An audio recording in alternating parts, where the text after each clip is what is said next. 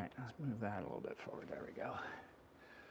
Well, let's see who's going to show up. Hopefully, I've got the microphone set up properly, so this is going to work well. It is Tuesday, and the lighting is not optimal because I didn't turn this one on. Sorry, my bad.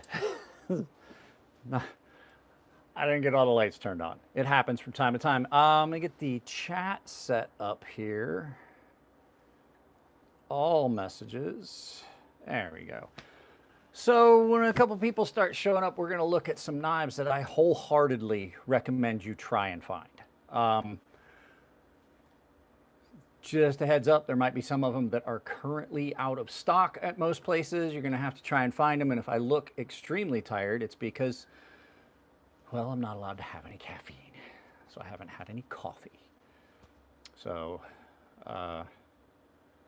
let's see who's showing up. It says there was somebody here and then they left. So there's a lot of knives on the market. I went through and I found a bunch of them. We're going to look at a bunch of different ones and a bunch of different categories and things like that.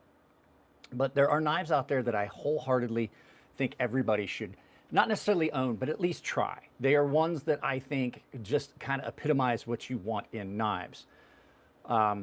There's a bunch of different ones here on the workbench from a bunch of different companies and things like that. How was the testing? I didn't do the testing yet.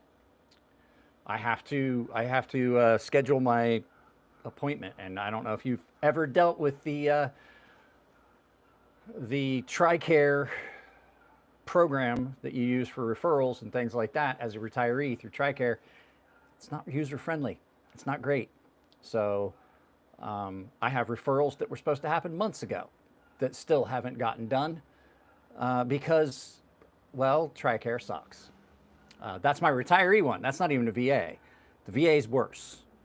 So the one that I get for being retired, my healthcare insurance, is even worse, or is almost as bad as the horror stories you hear from the VA. So, which is why my daughter has medical issues that run on for months and months. I'm sorry, guys, I got to turn that off.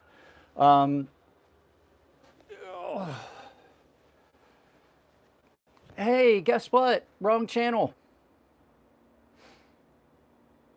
Find somebody that gives a shit about you and your girlfriend, because it ain't me.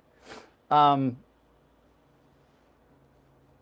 if you got down there and you couldn't tell that it looked like somebody went after shit down there with a chainsaw, I don't know what to tell you. Maybe you just don't know what it's supposed to look like down there. Guys, drop a like. But like I was saying, there's a lot of knives out there that are definitely knives that everybody should not necessarily purchase, but at least check out, because I think they fit the bill. And we're just going to start right off bat. Bobby G, is Cold Steel SR1 light folding knife too heavy and thick for EDC?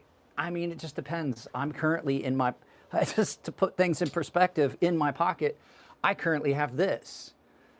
So it just depends on how big of a guy you are, what you find comfortable and carry. This is a 12-inch overall folding knife. This may not be the knife, Bobby, that you want. I have not seen the SR1 light from Cold Steel, so I really couldn't tell you. I've never seen one. Guys, please drop a like. There's 11 of you here, only one like. That's how we get more people to start showing up. But the first knife that I gotta say that I think everyone should at least check out one time, like whether it be find somebody that owns one and borrows it. If you want to just like hold on to their stuff, that's you know, if they'll let you borrow it, if you're just checking it out at work, is the Sebenza by Chris Reeve Knives. The Sebenza, the Umnumzon, pretty much all of them are great options. Any of the Chris Reeve knives would be a great option. I personally think that this is the best one that they make. This is the Sebenza. This is my large Sebenza 21. This is done in a hollow grind and titanium. Just pretty much one of the best all-around pocket knives you're going to find. They're not anything fancy. They're not flashy, but they are just kind of a understated classic. So they are elegant simplicity. They're always done in a beautiful stone wash. They take an incredibly good edge. They, you know, they're going to last a lifetime. Their warranty is impeccable. They have an incredible warranty on their knives. And they come now in a couple of different formats. They've got different steels that they're using now, and they're a little bit different. This is an old school titanium on steel lockup. The new ones are done with a ceramic ball that is your detent and your lock interface. So you're not just titanium on steel. I don't mind this. I think this, I like the way that this knife lock and everything feels on this knife. And I've had, this is the second one of these knives I've had, and I have had zero problems.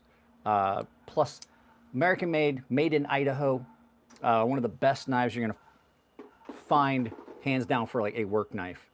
And it's not something that's really flashy. They have some flashier models, but it's not something that's really flashy or over the top that you're gonna feel bad carrying and working with. I use this thing all the time. If you want a knife that you can just throw in your pocket and know it's going to work every time, and you're gonna have very little hassle or anything like that, you know you can trust it, this would be one of the knives I would gravitate to, and that's why it spends so much time in my pocket. So yeah, the Chris Reeve Sebenza. And like I said, any of their knives are all made really, really well. Guys, I don't know if it's not updating, but I only see one like on this. So if you guys have not liked the video, it would be great. Is the handle slippery when wet on the Sebenza? What's the point? What's up, Frank? It depends. Mine is a little slicker than it would come. They come with a sandblasted finish, which is really grippy, right? It is fairly grippy.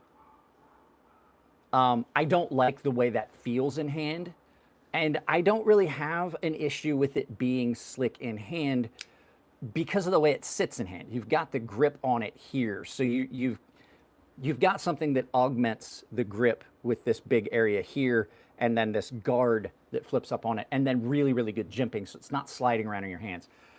I find that the blasted one just didn't, I don't like the way it feels. It's the blasted finish is like equivalent with nails on a chalkboard. Like, it's one of those feelings that just, like, I touch it and I'm like, ugh, I don't like the way that feels. It's just a personal thing. So I stonewashed mine and then re-anodized it green, and then I did a copper accent on it to make it look like patinaed copper. As you can see, there's a little bit of like the bronze anodizing on that.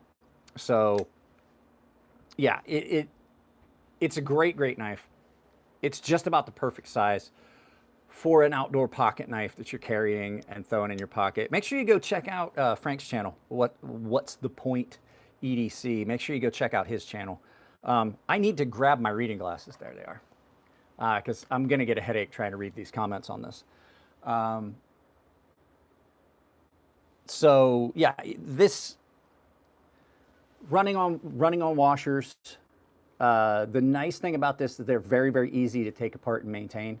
The screw that is your pivot, or the pivot that's in here, is the same size as the piece that has the overlay for the stop pin, is the same size for the back piece back here. So that the screws are all the same. So if you happen to get the screws mixed up, doesn't matter. It does not matter at all how you put this back together. The thumb studs on these are just a really good thumb stud if you know how to use the thumb studs on a Sebenza. The first, like the learning curve, people are trying to push out, and it's a different animal. It's like it's rolling it out. I have no problem with the Volcano thumb studs. They don't catch on anything. They're not at all sharp. And then, like I said, just brilliant jimping on the back of that. That just in hand, one of the most perfect knives you're going to have. And they were named the Umnumzan because that is the South African word for work. And that's what it's designed for. And the fact it does have a hollow ground blade. The fact that it has a hollow ground blade on this means that this is going to last you a lifetime. This is one of those buy it once, buy it for life type of knives, because they are more in the, you know, they're in the pricier range of like $400 when I bought this one, but I bought this one in 2015 or 2000. When was this made? 2015, 2016. So the date code is in it. So this one was made in January 2016, and so, well, at least it was made in 2016, I should say. The scales were. So this is a 2016 model. So you figure that's, you know, a bunch of years on this knife, and I have zero issues with this knife. I haven't had to take it in for warranty, and it gets used a lot. So it's just one of those things, like when you buy a quality product, you kind of get what you pay for. Zon thumb and Sebi thumb is 100% real. Modifying my Sebenza. I have extremely callous thumbs from being a knife maker, and I've cut my thumb a bunch of times. There's a lot of scar tissue, a lot of calluses on that. I don't have a problem with it. Some people do. Some people are like, oh, that really hurts my thumb. It doesn't bother me at all. So guys, once again, 21 people here, only 4 likes. YouTube ignores all live feeds without like good ratio to view versus likes. It's the only way we're gonna get more people here and have a better comment section, is if you guys are dropping likes. Just double tap the screen. So you can come out. I'm doing a live feed. What's up? My 87's an A. So now you have a B in your computer science and an A in math. And I definitely should not have those grades. She first quarter of the winter quarter at UCSD, and she just got her final results back. I just need one more final, but I'm sure. Come here, Nico's here. Say hi to Nico. I'm repping the merch. She always is wearing either her Warren College or UCSD. I tried to find you one, and I couldn't find it. Bookstore. It's like the actual bookstore. So, at any rate, yeah, that's just. She graduated early and started college when she was 16. It fucks with your brain when you like. I don't recognize the fact that I've gotten old until I look at my daughter, who now is driving and using my car and has a job and is going to college, and I'm like, when did this happen? So I didn't really put out too much about it. I do have to tell you guys something. So I haven't told Nico yet, so Nico's hearing it for the first time. I have an appointment with a cardiologist, so I'm having to work within my schedule. I wound up in the hospital on Sunday night with an irregular heartbeat. They had me hooked to a heart rate monitor until late, and I was there a good chunk of the day. I'm not allowed to have any caffeine. I'm not allowed to have alcohol or a bunch of different stuff, and I have to see a cardiologist, and they're going to hook me to a heart rate monitor. It is not a heart attack, though.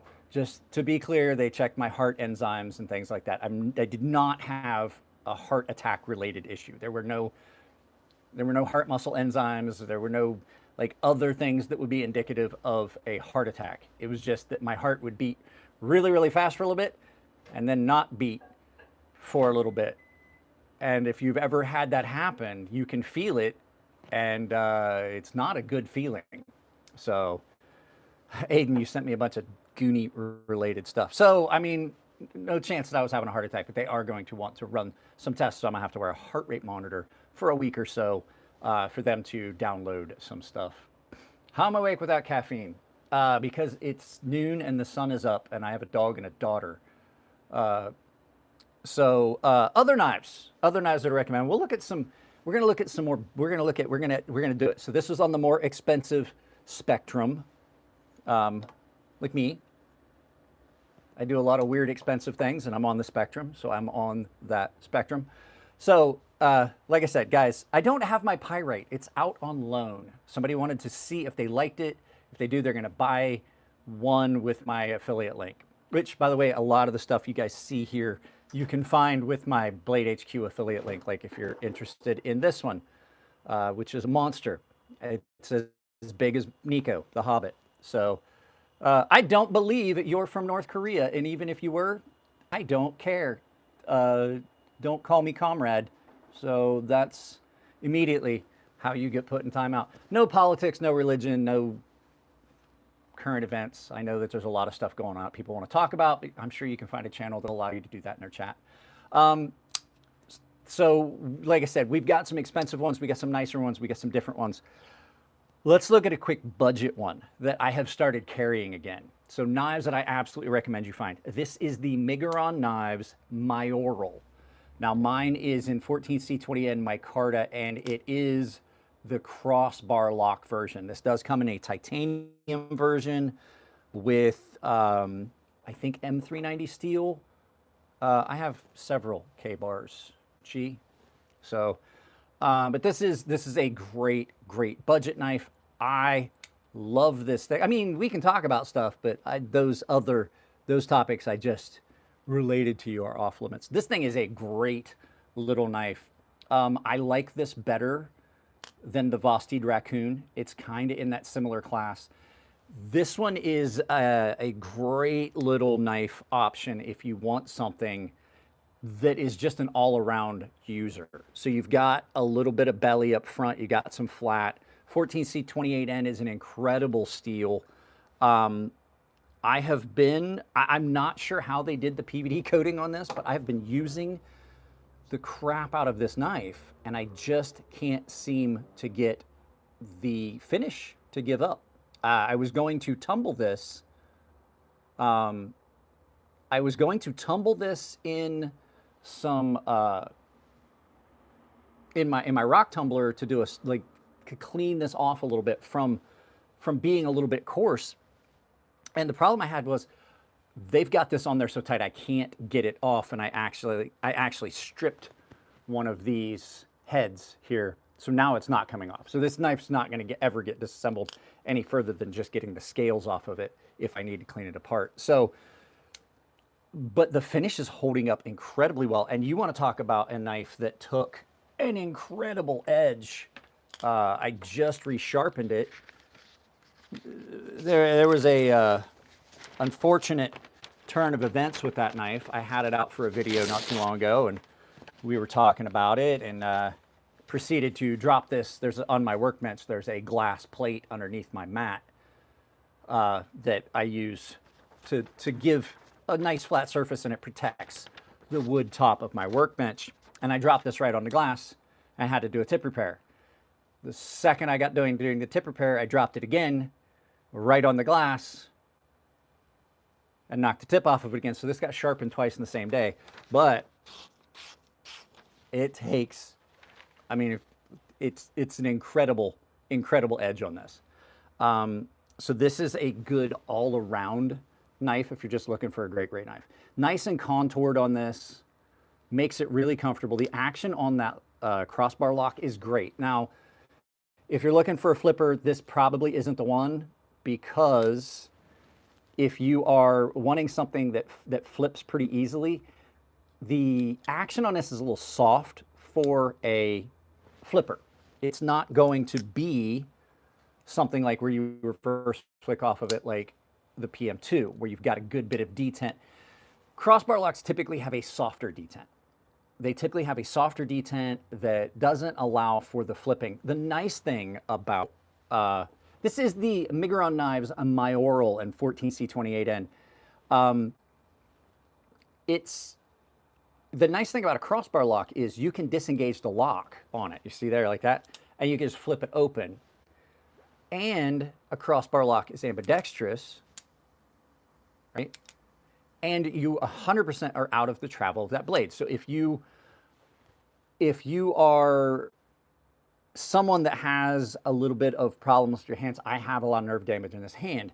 I have found that I'm starting to gravitate to knives that are not in the category of a knife where I'm going to have my thumb in the travel blade. Now, I've done it for enough years that I am, I'll talk about that in a second, Van GB. I find that even though I'm still really good at it, I may or may not want that. I want something that's a little safer. This lock completely keeps you out of the travel of that blade. I'm clear out of the travel of that blade, and I can manipulate it really, really quickly. It's a nice little slow roller with that thumb aperture. And then, like I said, you've got a very good blade shape on this and a nice, comfortable handle. This is the Mayoral by Migon Knives. You can find them through my Amazon store down below. It's about the only place you can find them other than Migoron's actual website. If you want to support the channel and look for them on my Amazon store, that helps out. So what Van GB was talking about is, so Crucible, the folks that make one of my favorite steels, 20 CV, and some other steels are possibly going into bankruptcy. And they may be shutting down. Niagara Specialty Metals is where I always got mine. I believe Niagara does do all of the Crucible steel and everything. I really don't know what's going on with them. Cal Ali, it is in the description of all of my videos. It says use my Amazon store. So the there's been problems with some of their steels. I had issues with some of their steels. I love 20 CV and stuff like that, but you know, I really don't know what's going on with Crucible. I don't know what happened. I'm not privy to any of their stuff. I don't know Frank personally, the guy that I used to talk to at Niagara and CPM. So I really don't know. I don't like the idea of them going out of business and things like that. The thing is, those formulas, I'm pretty sure that the people that formulated those steels, because they make money off of it, I'm pretty sure that those formulations will be sold to another company that can reformulate it. And it's not that hard. Like if you like 20 CV, you can just get 204P or M390. M390 is gonna be harder to find because it's meant for the plastics industry, stuff like that. But I'm pretty sure you're going to be able to find analogs for those steels out there. The composition is out there pretty much. You can find it. People will XRF it and tell you what the steel composition is, and you're gonna get something that's very close.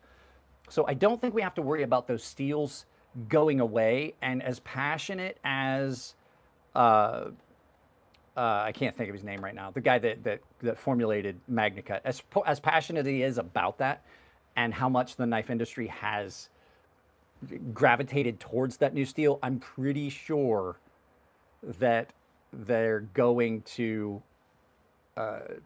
he's going to find somebody else to get that formula out there. Hang on a second. There you go, Laren Thomas. Sorry guys, I got to put my phone on Do Not Disturb. I keep getting texts, and it's just a matter of time. If I keep getting texts, that we're going to get a phone call, and it's going to turn off the thing, and just drives me nuts when that happens. I think it's not Bowler Carp. Is it? It's not Bowler Carpenter. It's Bowler Oodleholm. Is it true there's a finite supply of Bowler M390? Bowler M390 is a steel that, it's not that there's a finite supply, it's that it was the majority, the lion's share of the, what did I miss? It's not that there's a finite supply. It's that it was designated, it was designed for a different purpose. It wasn't designed for knives. There's a big misconception that a steel that's in a knife was designed to be a knife steel, and it's not true. Bowler M390, done by Bowler Oodleholm, was designed for the plastics cutting industry, as was Elmax and a couple other steels. It just so happens that the same the same qualities that you want in something you're cutting plastic with is something that is going to be really good for knife steels. Wear resistance, because plastic is very, very hard on an edge. Impact resistance, because you're in and out of plastic all the time. When you're cutting, like the plunge cut on plastic, there's a lot. Heat resistance and what they call adhesive wear versus drag wear on steels. All those things really translate well from the plastics cutting industry into the knife making industry. The thing is, plastics cutting industry buys so much more of it, and they're the primary driver behind those steels. And so if you reach out to Bowler Oodleholm, they'll sell it to you, but they have minimum purchases. And then if you're going through Alpha Knife Supply and things like that, they have to make a minimum purchase, and they have to make that money back, which means it's going to be more expensive for you. And the fact is, primary customer, there's a very limited market for those steels. outside of plastics cutting industry. We just see it because there's like gaps in demand from the plastic cutting industry. So they constantly are making steel. So to make money, they're selling it to knife makers and knife companies and retail companies like Alpha Knife Supply, USA Knife Maker, things like that, where you can get those steels. So hopefully that clears it up. All right, so back to the knife we were talking about. Yeah, I put it down. Put it down, and it's on a, now it's in a sea of knives that look very, very similar. Any rate, 14C28N is a steel that's not going away. It's great. The steel on this is incredible. It will take whatever edge you want. Remember, we're talking about aggressive edges that still cut really well, even at higher grit. Well, that's an 8,000 grit edge on this. It's still really aggressive. 14C28, it is great for that. So Migon mayoral, I think these are, I want to say these are like 60 bucks, or they were at the time that I filmed the original video I did on this. They're not just like a crappy budget construction. Really nice micarta on this, which is very, very good for, what is this? It's Magna Cut. So micarta is a great, great grippy material, especially when it's done like this, where it's not too finely polished. It is a natural fiber and everything like that, so it's going to, even though it is resin impregnated, enough of it is still exposed that it will absorb a little bit of moisture and it becomes a little bit, there's a new steel. Oh, I hadn't heard about it. So it's going to be grippier than some of your other materials, like titanium or steel. Micarta is great, even better than G10 in my opinion. It feels better in hand than G10. It feels softer to the touch. It just feels more natural. It feels like natural material. Almost feels like when you rub your hand down your jeans. That's what micarta feels like, as opposed to G10 that just feels like plastic, which G10's great. Don't get me wrong. I like G10. I've done handles for knives in G10. There's nothing really wrong with that, but micarta is just, it's got a better feel to it. It just feels really good. It's one of my favorite materials. So Migon mayoral, that's another good one. So now we're gonna jump back into kind of more expensive and kind of hard to find, honestly. My buddy Nico, I think, still has some of these. You can reach out to me. Do I like the rich light material? It's not bad, but the rich light is more, it's almost like synthetic wood, the ones that I've handled. I like micarta better. Micarta is just, and micarta is great because there's so many different like colors and things like it, but the rich light is nice. It is. This is a knife that you're gonna have a hard time finding. My little buddy Nico does have some of them, I believe, that are still for sale. You can reach out to me in the comment section of this, and I will point you in his direction via Instagram and things like that. Yeah, micarta does, that's one of the things, micarta picks up a patina. We'll talk about that when we get back to a type. So this is a knife that was done by a company called Beyond EDC. This is their Terra Mundy line. This is the warning button. And if you can find one of these on the secondary market, there may still be some on Blade HQ and places like that. If you can find them, they're amazing. They're a brilliantly done Wharncliffe with a button lock that is in the pivot. So you got cleaner lines and you get a different feel. It's got a very snappy action, typically button locks. There you go. Nico, put up your, if you want to post your email address, if you want to post your email, because you're my channel manager, actually, you still have full access. You can post up either your Instagram handle or your email address if you want. And he has a couple of these, and I think he's here. This is a great, great knife. Done in M390, super thin, brilliant Wharncliffe on this. Dirk Pinkerton designed this as a Wharncliffe. It's based off of one of his other designs, and his knives are always so super functional. There's another one of his knives on this list. Super, super functional. Some of the best jimping I've had have been on Dirk Pinkerton's knives. The curvature of the handle just makes it fall into the cut nice and clean. And then you've got this perfectly straight Wharncliffe. I know. I'm so behaving. Hi. Hi. There's another dog walking by, and my dog didn't even respond. Chunky, come here. Come here, good boy. Absolutely one of the best Wharncliffe knives on the market. Ambidextrous pocket clip, really nicely done, and the weight distribution on this is just about perfect. But the thing is, a lot of button locks don't flip very well. They really don't. They're not great flippers because they have kind of a soft, I don't know if I have a button lock. I don't have a button lock on this list because button locks have some issues. I do have one. So the way button locks work is it's a plunger. You can see it there. See the plunger in there? So it just sits on one spot. This one has got a pretty snappy action. Some of them do. But this has got two separate spots. So instead of having just a similar, instead of having just a single plunger in one point on the blade, this has two little wings that sit down in. And when you push the button, it pushes them out of the way, and then they lock back in on a different point in the knife. And so snappy action.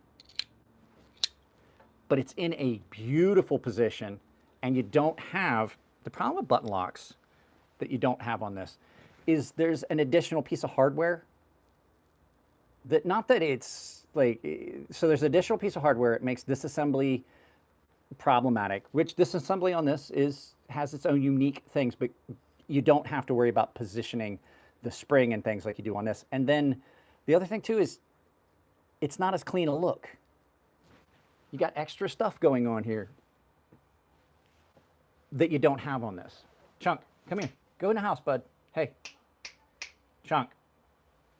Hang on. Now he's starting to, hey. House. Go in the house. In the house. In the house. I don't want you running out for the, go in the house. Yeah, go to your girl. Go to Isabel. So, sorry about that. I got the garage door open because it's a nice day out. It is kind of cool, hence the jacket. But you don't get that with this. It's nice and clean. No addition. I mean, it's a nice, clean look. But the other thing too is it's really intuitive. Where are you going to pinch that? You just flip it out. Now, I have not had an issue where I get my finger up against it while I'm using the knife. I haven't. But you can see, just a really, really cool design.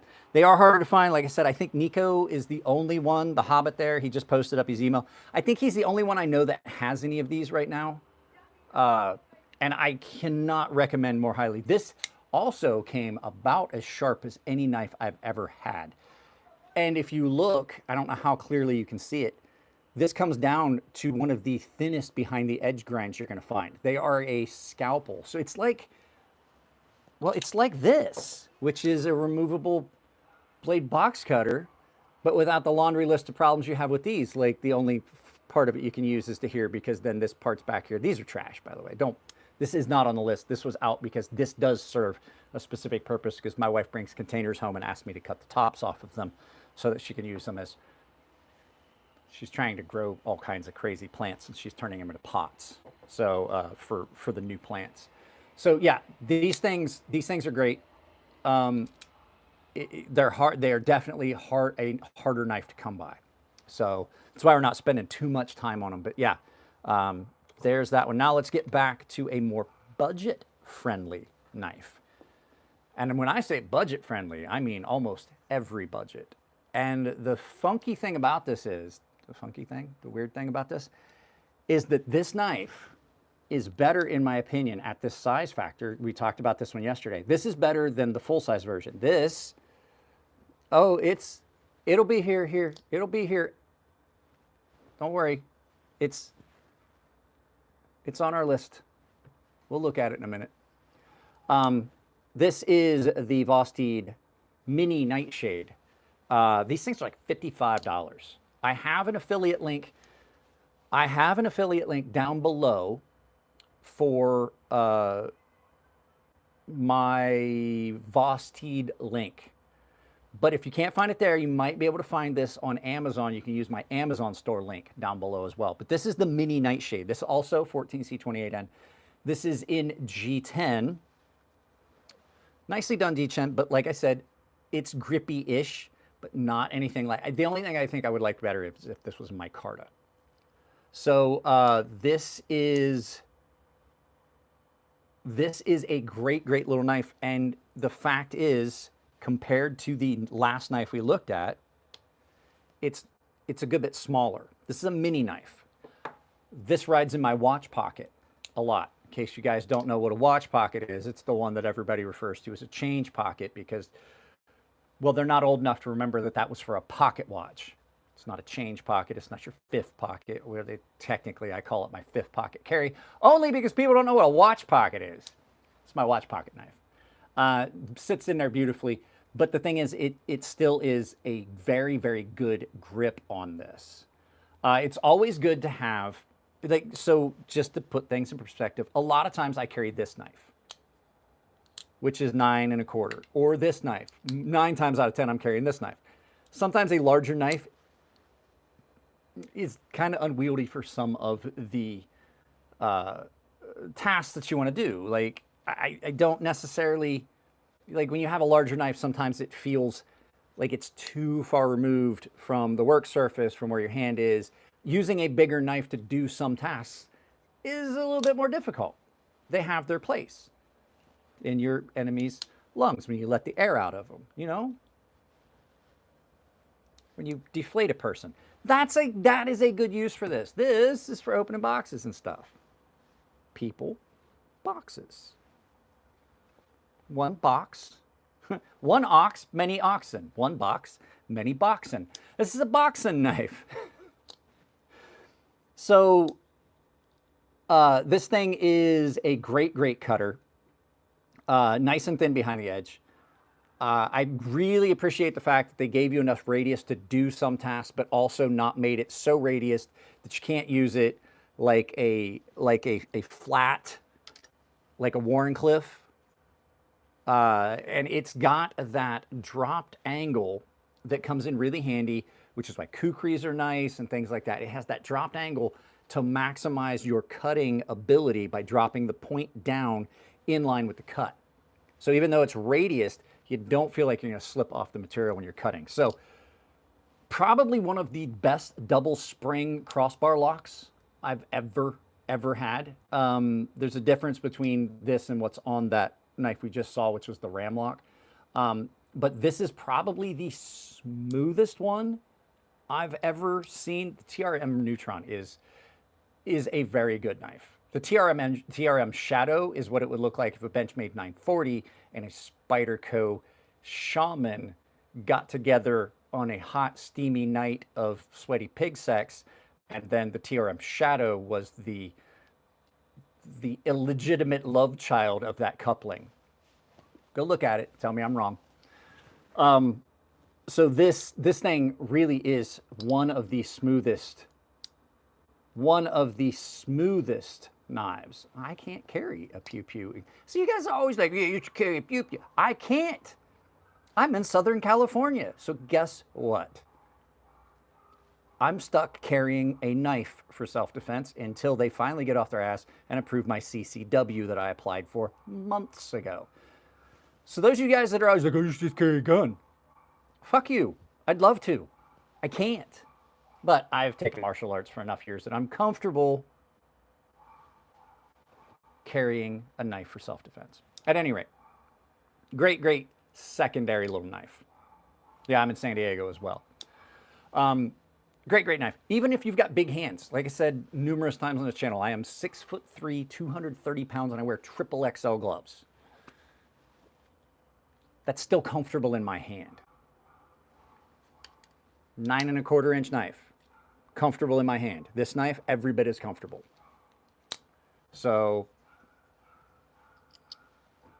yes, they are. Because I have something sitting to my left that runs way faster than you can, and there's one of him in the chamber and 9 of his friends in a box below it.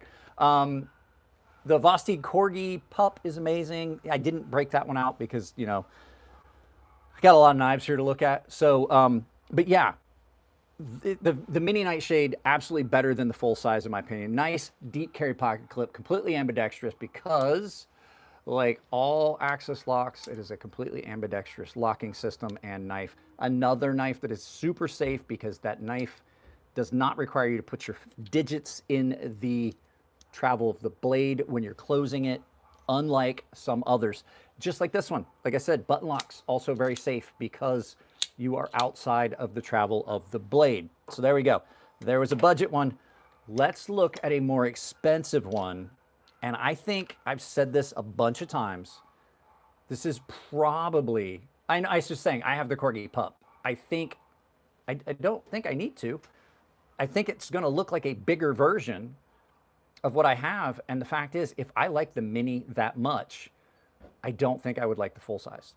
It's just typically the way it goes. If I like the XL version of something, I'm not going to like the smaller versions. If I like the smaller version, I'm probably not going to like the full size. I have a couple knives that fall into that category.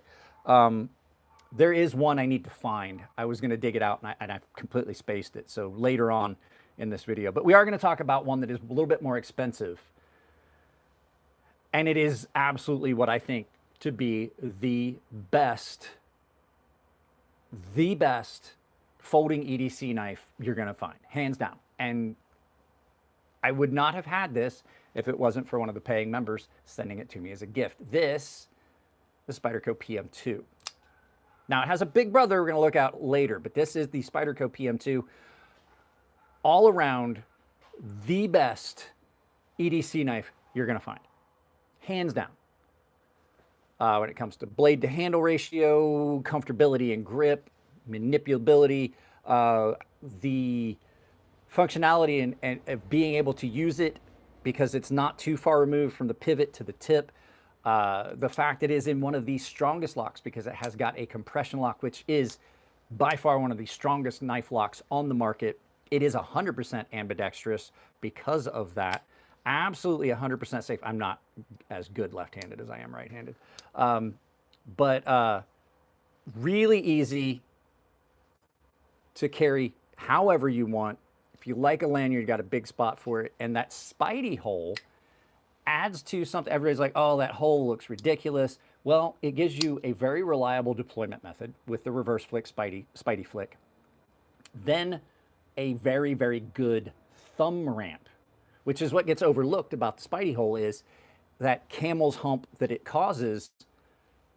Put your thumb right up there. And then on this knife, I complained about it when I first got it. I was like, I'm going to grind that off. Now that I've had this for a while, what I did instead to limit the difficulty of getting in all the way back here for sharpening is I just removed the material there so that I wasn't hitting my stones into this when I would sharpen it. Because when you put your finger there and your thumb there, you have got a very, very stable grip for grabbing someone and letting the air out of them. But if you're not using it for that purpose, where you're like flattening lungs, this is super comfortable to use as a day-to-day cutter. You can get way up on it.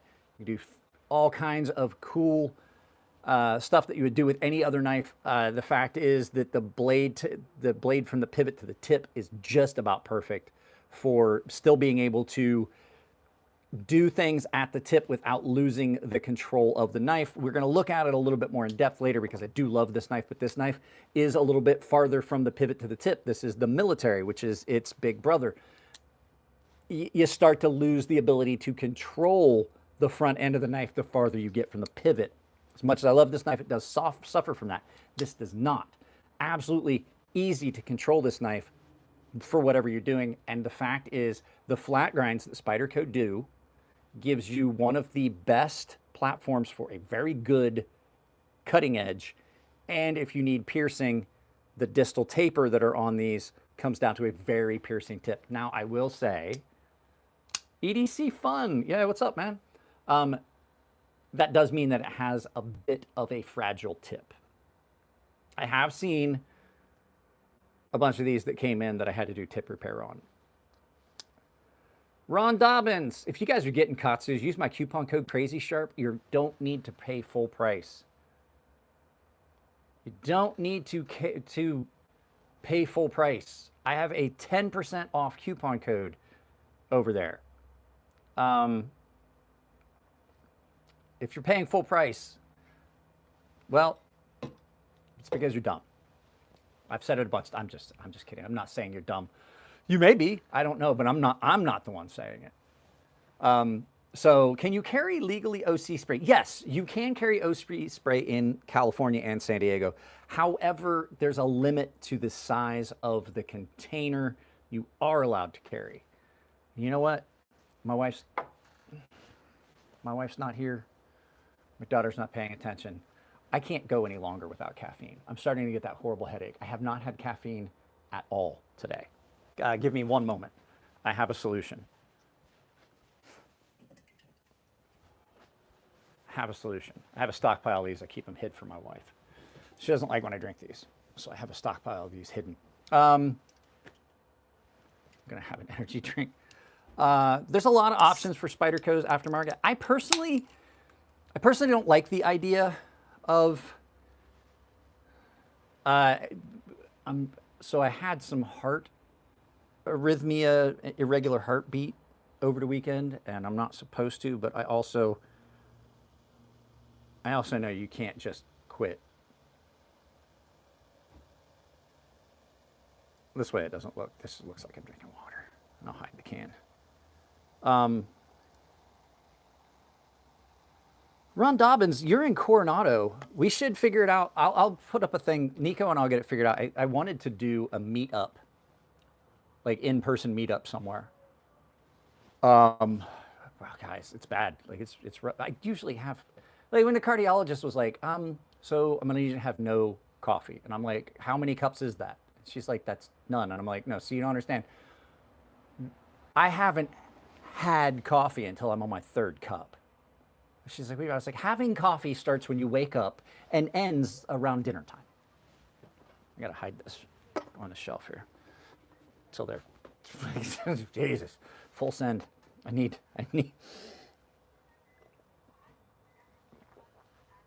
Oh, that's gonna make my head feel better. I guarantee it. If you guys have never quit drinking coffee like that, it's miserable. So, PM2. I don't. I hate when people say this. Okay, so I have problems with some knives, and then people go into comment section, and this is off of the.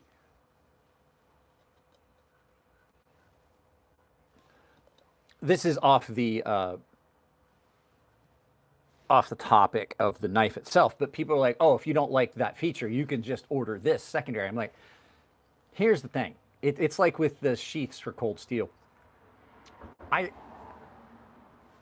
do understand that I can order a sheath for a knife because I don't like the Securex sheath. And people are like, just find another option, man. The Securex sheaths are here to stay. I was like, that's not my point. My point is I should not have to spend additional money on an item that I already spent a lot of money on. Do you know what I mean? You see what I'm saying? So like if I spend a couple $100s on a knife, I shouldn't then need to go and buy something else to correct the problems. And if there's enough people that have that problem, that item exists on the secondary market, then the company should take a fucking hint. Aftermarket pocket clips. If companies have people that are making a ton of money doing aftermarket pocket clips because their pocket clips are trash, Benchmade, read the fucking room. That's all I'm saying. I'm not trying to say that companies shouldn't make money making secondary market items. And there are like niche things like I might want to put like a fancy thing. I'm not the kind of guy that would do that, first of all. If I buy a knife, I'm buying the knife because I like the items about the knife. I'm probably not going to do much to modify it unless it's titanium and I'm just doing some anodizing, right? That's different. Anodizing and augmenting the color on a knife like I did on this one. That's not an issue, and I can do that myself. If there is a market for something on your knife that's different than what you're doing, and they're making a significant amount of money on it, you're leaving money on the table. Why not offer that option? Case in point, a knife that we're going to talk about a little bit later. Sorry to get off topic again. This, we're going to look at this knife in depth. This is the Kwo Knives Django XL. Beautiful pocket clip on this. Some people don't like that pocket clip. Some people like something different. You know what they did with their knives at Kwo? They gave you the option. The mount for this pocket clip is exactly the same as this. It is the same milling slots on this. They sent you both pocket clips. They're not leaving money on the table, and they offer, sometimes, if they're available, a Timascus version of this pocket clip. If companies are seeing that people are making items on the secondary market to fix what are felt to be issues with their knives by their customers, then either they need to look harder at their designs or start offering that item as a secondary item that you can purchase from them with a nominal fee. For a nominal fee, I should say. Benchmade could put Lynch out of business simply by making a better pocket clip that they offer as an upgrade. Add $30 to the price of your knife and you get a different pocket clip than everybody else, and you can get it, and it's exactly what you want, as opposed to going outside of the company. It is the dumbest thing I've ever seen companies do. It really is. But do you see what I'm saying, Dang Ross? You add it as a... You know who does this? Artisan and CJRB do that. If you don't like the pocket clip that came with your knife, you can buy their titanium one that fits. They have two sizes, one that fits their smaller knives and ones that fits their bigger ones. What do you think about people that are saying Benchmade's prices are too high? They're absolutely right. Benchmade are trash. If you're buying a Benchmade, you are buying a $700 piece of garbage that you could have got a better knife for a quarter of the price. Some of their knives are $700, $800, and I've seen them, and they're garbage. And they come with inconsistent edges and loose pivots, and when you try to adjust the action. Anyway, I don't get it. I hate Benchmade. That's why that's why you're not seeing any Benchmades on this list. There will be if we get done with this. So at any rate, yeah, best damn EDC knife on the market, in my opinion. Well below anything you get from Benchmade.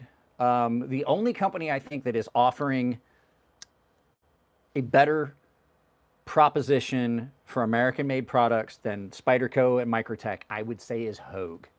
I would say that you're going to have a hard time finding a Spyderco analog on Hogue's website, so you know, stick with the Spyderco.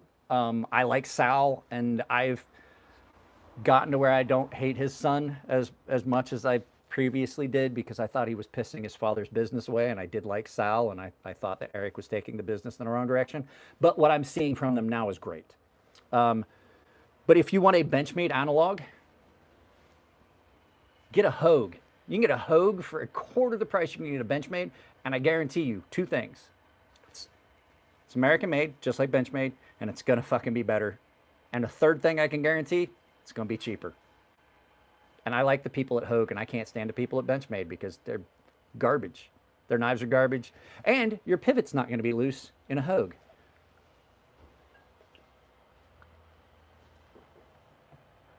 Oh, that's gonna help. So yeah, Spyderco PM2, absolutely cannot recommend it more highly. Zorro, if you watch this, absolutely, thank you so much for sending this. I would never have fallen in love with this knife if I had not gotten one. Do I think Benchmade are in it for the money? Yes, they're trash. Their knives are horrible. Their knives are horrible, and they know their knives are horrible, and they don't care because they have built a reputation and have a fanboy base that are going to defend. And if you if you go on a video where somebody's talking about a knife, don't white knight for a company like Benchmade. They do not give a fuck about you. They don't know you exist. They just hope you're going to buy their money or buy their knives. I have knife companies I will defend because I think rightfully they need it, but Benchmade does not. So that was a more expensive offering. We're going to look at more of a budget offering. Which one do I want to do? Yeah, this one. Let's talk about this because remember we talked about versatility and leaving options.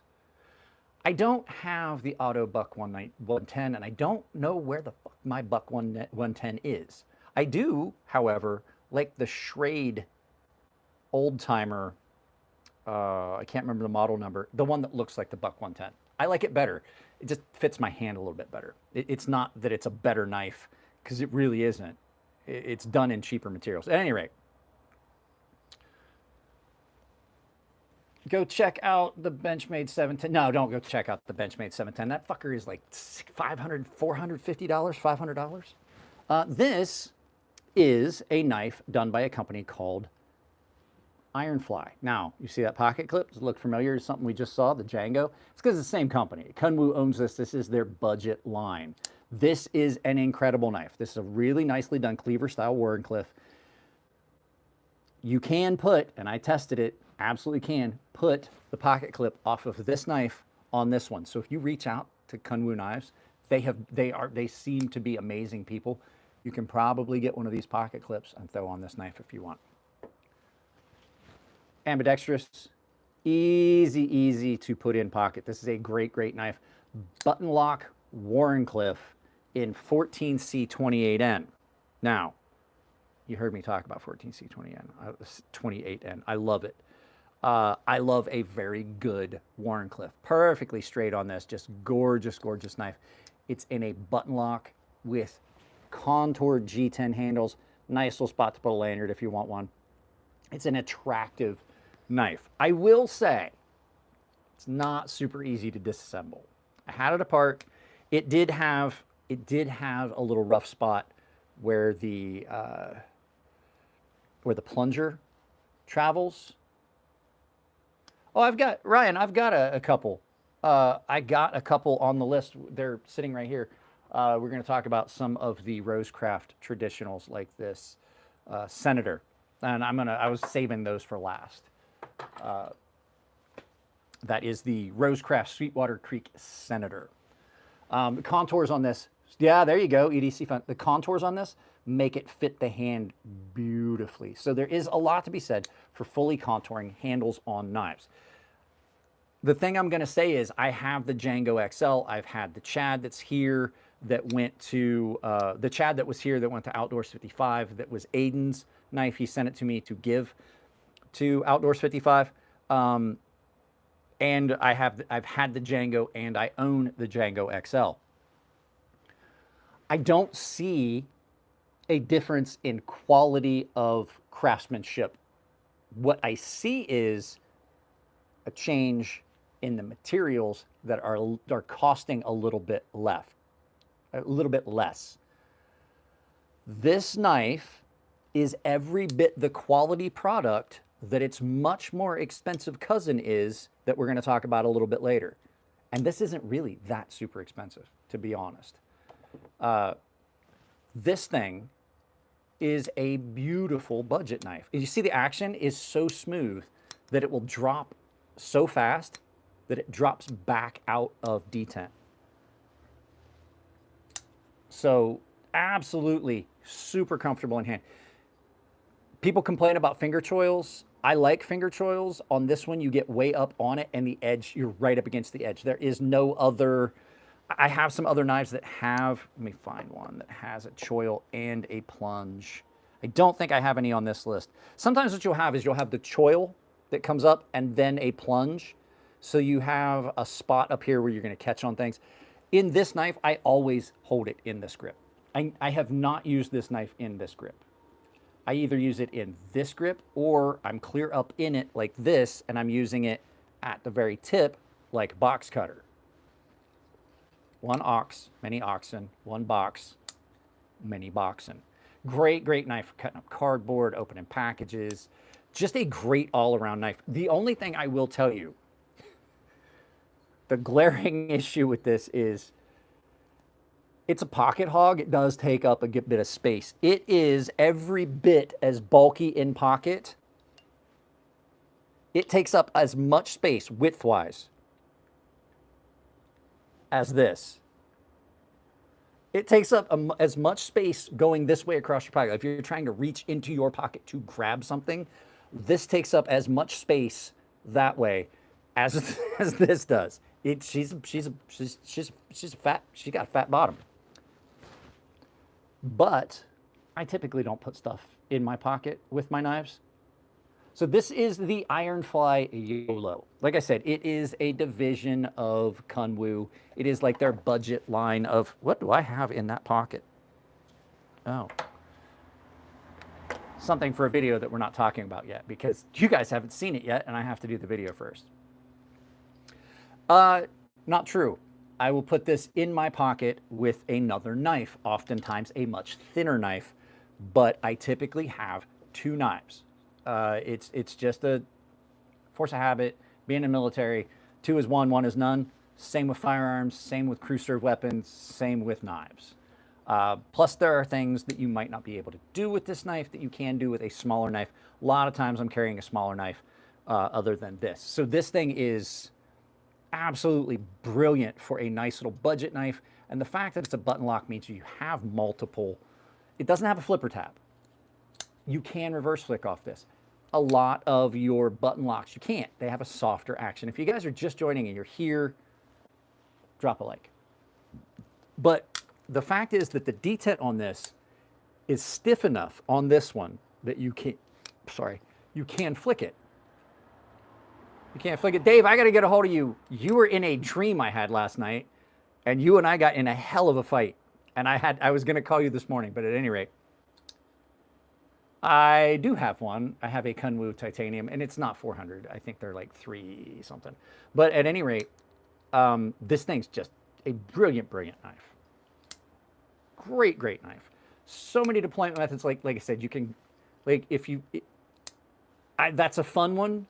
I love reverse flick. It's probably my favorite method of deployment. But this one you can also still slow roll. And because it's a button lock, you can just push the button and flick it out. Wingardium Leviosa, flick the shit out of it. If you guys haven't seen that, it's hilarious. Go find that. It's a cartoon. So that was a fairly budget one. I have to get this one out of the way because, like you guys know, I've done it so many times. You have to find one of these somewhere and get to see it in person, and you'll see exactly why I love it so much. This is now my favorite knife I have ever owned.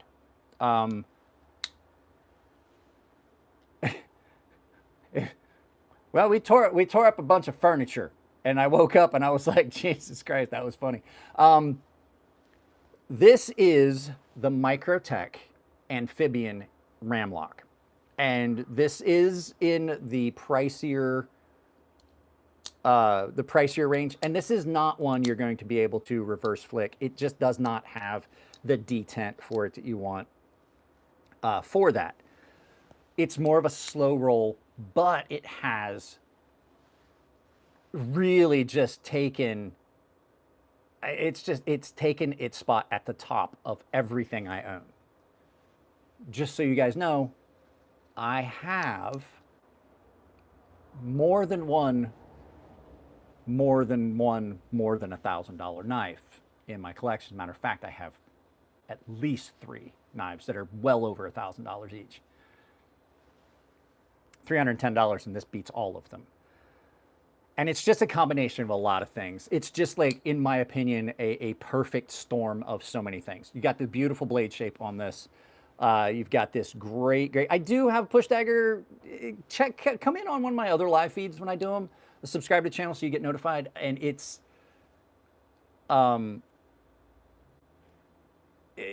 just not something I'm going to dig out right now. It's way in the bottom of stuff. But next time I do a video, we'll do it. But I've already got the stuff out for this video. I'm sorry, kill the Batman. I don't want to dig it out.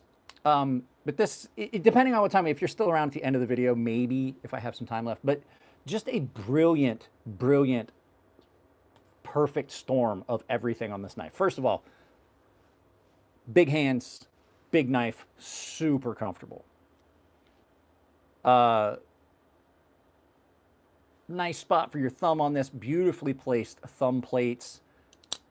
Great, great axis. And slow roll. Slow roll. You slow your roll. Nice recurve blade on this that comes up. Beautiful finish on this. And this thing has got, for as big and bulky and thick as that looks, and this knife looks, it's got a very fine, delicate edge here, and then intentionally thickens at the tip. More robust tip. Now, some people say, oh, that's a grinding mistake. I don't think it is. Having made knives, I made some knives for some of the Navy SEALs when I was a custom knife maker. I knew what they were going to do with their knives, and so even though I had a nice, fine, thin edge, I left intentionally some material at the tip. Nico can tell you. He'd seen me do it. Specifically ground that knife so it had some extra material at the... you're going to see that. You're dang Ross, I have one of them sitting here. I like this better. Single spring on this. You don't have to worry about a double spring. You don't have to worry about one of those springs breaking. That spring compresses straight back on that plunger like this. It comes straight back. So no matter which direction, if you decide you want to use one finger to actuate the lock, you're not putting tension on more than one spring. You don't get any of that weird torsion. You don't get any weird torsion of the bar going back and forth, so you don't get any weird wear. It is simply a straight piece all the way across. SEALs like to break things, and they're good at it. Like, they break things well. I think Nico got to meet my friend Evan.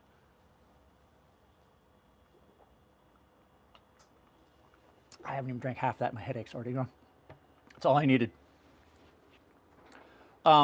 But on top of that, just super, super good. And then some people have complained about the steel. They're like, oh, that M390 MK is, it's just basically softer M390. The M390 MK, it's just, I don't think it is, because I have only had to sharpen this knife once for real. I sharpened it once to sharpen it because it needed sharpened. I sharpened it once to demonstrate how to sharpen a recurve. It didn't need sharpened. I just did it so that I could show. And I gotta tell you, the edge is just insane. And I use this all the time. This is in my pocket every day. And people are like, why do you put it in your pocket every day? I was like, because the other knife that I would put in my pocket every day if I wasn't carrying this one is a $1,000 knife. I can replace this one. I can't justify putting money into replacing my Grimsmo Norseman. Beautiful pocket clip on this, 100% reversible. Placeholder on this. The hardware is no longer proprietary. And the fact is 100% American made, like all but one model that Microtech does. All but one model is American made. And this knife is cheaper than a lot of the the Chinese made knives you're going to find. It is. This is cheaper than a lot of the Chinese made knives I own. This is $310. There are a handful of Chinese knives I've got that were well over $400. One of them is closer to $700. I didn't buy that one, but silica carbide or aluminum oxide for the narrow stones. I mean, silica carbide you can get away with doing a lot. I've got the aluminum oxide because that's just what they had available when I did it, but it does limit me on what I can sharpen. So I would say your best bet would be vitrified diamond, then right below that, CBN or CBN and silicon carbide, and then bottom is aluminum oxide. Most steels you can still do with aluminum oxide. It's just going to take you longer. I did aluminum oxide on this. Came out fine. I didn't have any problems. The issue with this is going to be a lot of people are not comfortable sharpening a recurve. And the strop that you want for recurve is not just going to be a flat strop. You want something like this, where it is rounded. No, but I mean, the knife is made in the United States. The M390 is made by Bowler Udelholm in Europe, as is all M390. So the steel, I mean, if you're trying to get into like where the steel is sourced from, the aluminum is probably coming from Russia and China. If you got a knife that's made in titanium, I guarantee it's coming from Russia or China, because that's where the ore deposits are. Same with your bauxite deposits for your aluminum. Bowler Udelholm, he's probably buying the steel from there. However, the knife was made here. We're not gonna get into like where do you source the materials. I'll tell you the truth, I don't fucking care. So, yeah, amazing, amazing knife. And it's, to tell you the truth, it's pretty easy to disassemble and maintain if you need to take it apart and clean it. I don't feel the need to, because the nice thing is this knife is really open. There's all the spaces that you would need to hit up and clean are all open. And so it's a matter of taking this knife, putting it under the sink, running it under some hot water, maybe put it in a tub of hot soapy water, slosh it about back and forth, rinse it out, blow it out with a and I don't recommend the canned air anymore. I'm going to tell you guys right now. You can find these on Amazon. I have one. My buddy decided it needed to be called the Blowjob 3.0.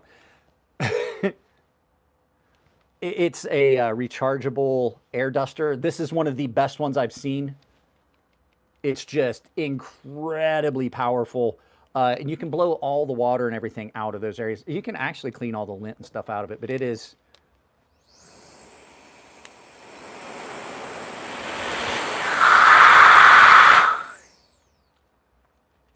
very powerful.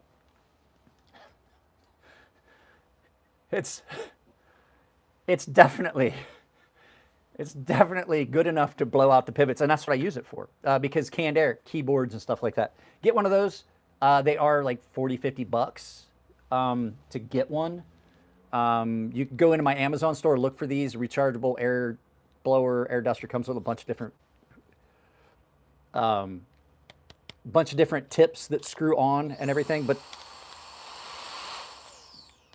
what you get is they're not like the $10 you're going to spend on a can of canned air. After a few uses, this pays for itself. And you recharge it. And it's got different pressure settings and stuff like that. They really work well. Mara GL, where are you? I'm here. I'm in here. I'm here. Where are you? Just remember, no matter where you go, there you are. But yeah, this thing's great. Nice big openings on it. And the construction standard on it and the build quality on it is great. The aluminum on it is probably the best. And if you can't tell by my accent what country I'm in, then I'm sorry. I'm not telling you where I'm in the United States. Microtech does the best aluminum on the market, in my opinion. Like you can take that with a grain of salt if you might not like it. This is incredibly good. Incredibly good. So I love this thing. This is my favorite knife of all time. So a little bit more expensive, like I said, 300 bucks. I have a Blade HQ link. I think they are still on Blade HQ. They have a serrated version. They have an apocalyptic finish. There's other handle options. I just like the aluminum. The ram lock, absolutely the best crossbar lock on the market. Hands down. People will tell you like, oh, well, it failed because Cutting Board Knife Reviews did this. Cutting Board Knife Reviews is a retard. I saw what he did. I don't care what lock you're using outside of what is on this. If you take that lock, if you open that knife up and you hold that knife like this and you put it behind your head like you're swinging for the fences in baseball and crack that thing, it's going to fail. And then the fact he cut himself, I saw what he was doing. I was like, huh, you're an idiot. I saw him grab it, and I was like, you're going to cut yourself, because I saw how he was hitting it. I was like, that is going to fail. Cutting board knife reviews, if you like his channel, good for you.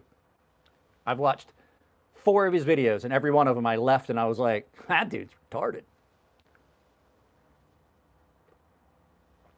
Guys, we're past an hour into this. This is typically where I start reminding you guys, there is an option to drop super chats. If you like a channel, you can drop super chats and donate to them. All I ask really is that you like the videos. I'm not saying you have to drop a super chat. I'm just saying channels don't run themselves for free. A handful of knives you've seen, I personally bought with my own money, which means that I spend money to do this for you guys. At any rate, that's a more expensive knife. We're talking 3. The word Ohio looks like a tractor.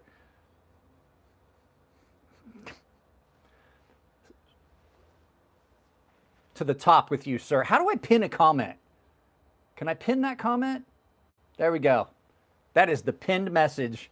Everyone sees that. You know what? That's the pinned comment. I'm from Ohio. I don't know if you knew that. That's the pinned comment. I forgot you could do that. Yeah, absolutely love this. Going right back in my pocket, because that's where it came from when I started this. So, like I said, please just drop a like if you haven't. Now, we're going to look at a budget knife. And since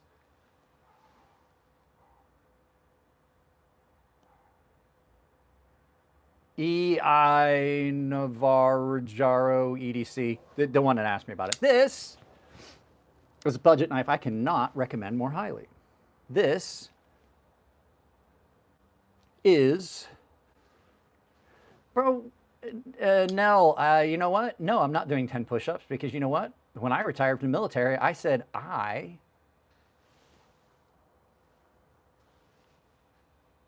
will not be told to do push-ups ever again. And I don't care if you subscribe, because I did it. I'm never doing it again. This is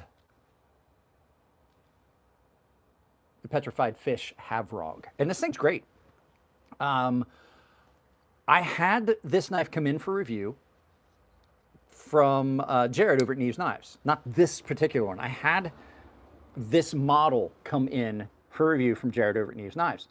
And I fell in love with it, and I was sitting around, I think 2A Dave was here when I did it. I have like a 24 head.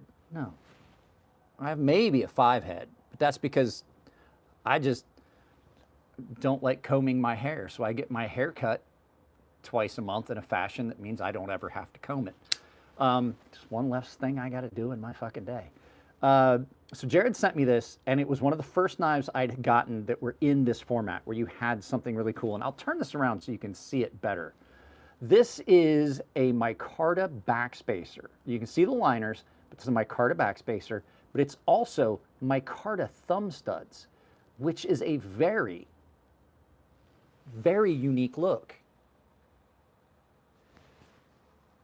But then you get into all the other things. The blade shape on this, kind of an aggressive drop point, gets you in line. This thing is a great, great knife. Dave, did I order this the day that you were down? I know you saw the one that Jared sent.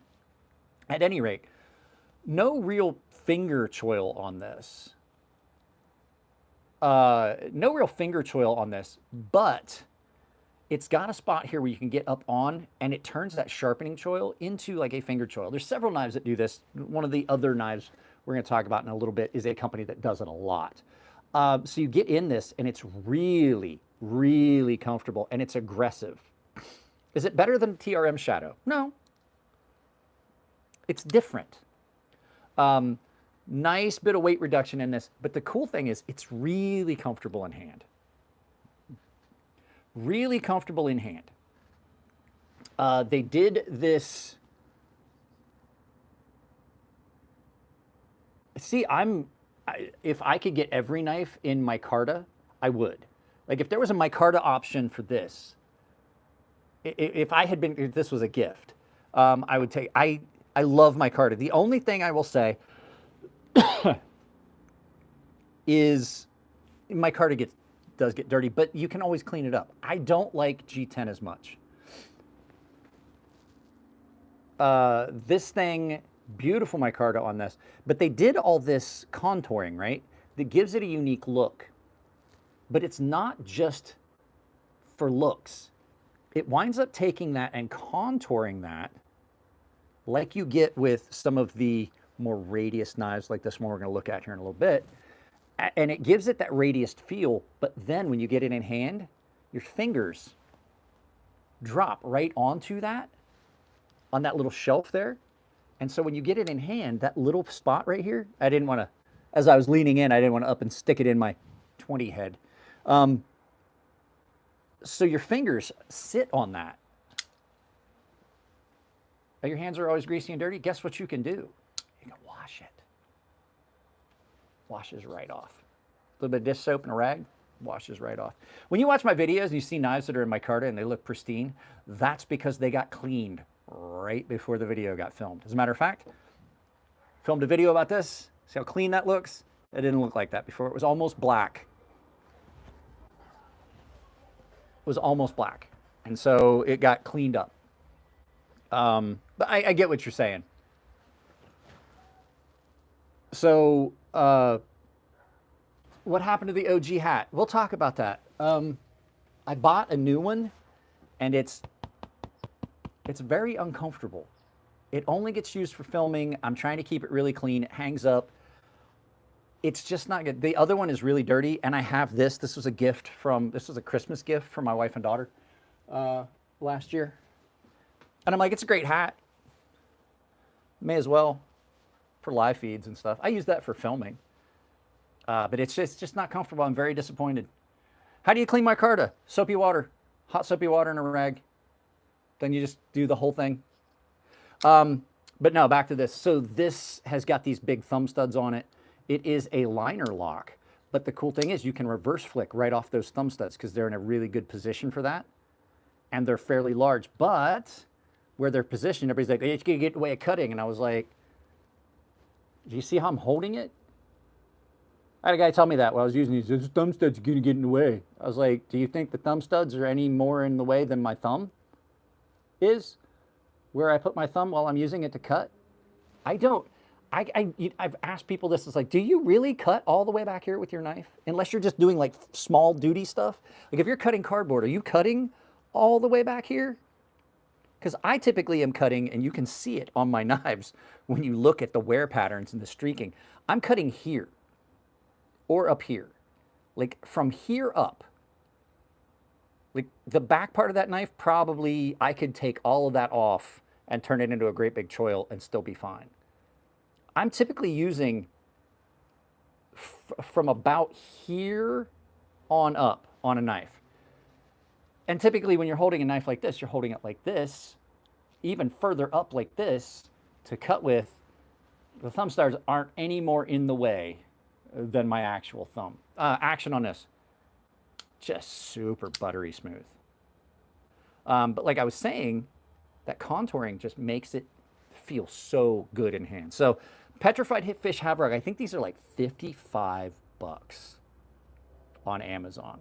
I'm not on Amazon, Blade HQ. And like I said, I have a Blade HQ link down below in the description. Just an absolute brilliant budget knife. All of the Petrified Fish knives are.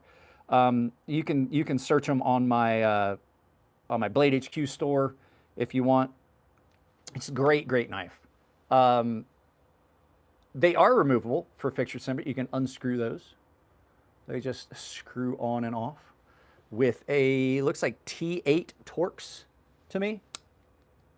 So there you go. Dang Ross, thank you very much. My Blade HQ link. So anything you purchase Blade HQ or with my Amazon store down below, it supports the channel. If you don't want to drop a super chat, at least drop a like. But if you want to support the channel financially, just use the links down below for shit you're going to buy.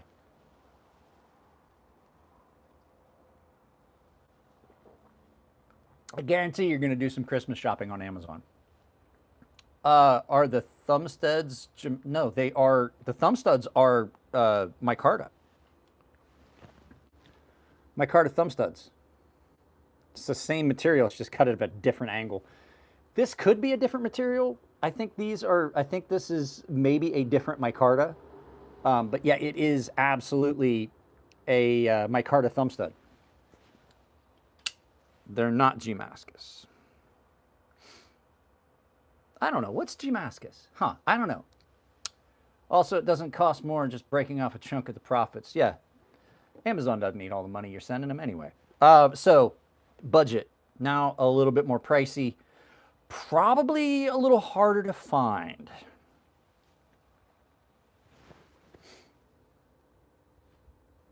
Kwo Knives Django XL. Now the Django, also a great, great knife. I'm a big guy, so the larger version was definitely up my alley. I liked the Django. It just felt a little small. It just felt a little bit small in my hands.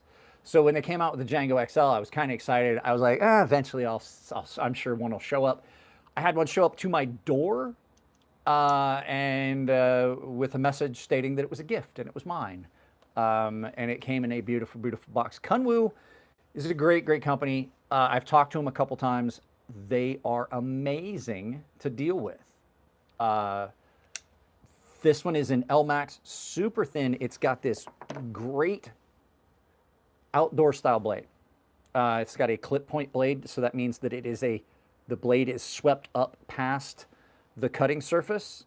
So if you're one of those people that uses the tip of your knife a lot, might not be the blade shape you want, but if you're an outdoorsman and you might want something in your pocket where you could impromptu skin out some game and things like that, it's a great, great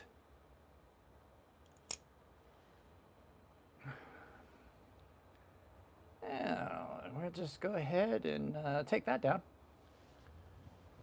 It doesn't make any sense. We're talking about knives for outdoor stuff. So at any rate, great, great like buoy style blade. It's like an outdoor style blade. You use it for pretty much any task you would outside. If you're looking for something where you're going to use the tip of the knife a lot, I recommend something more like a Wharncliffe or a thinner blade shape like this, where you've got more of that piercing tip that is more in line with the edge.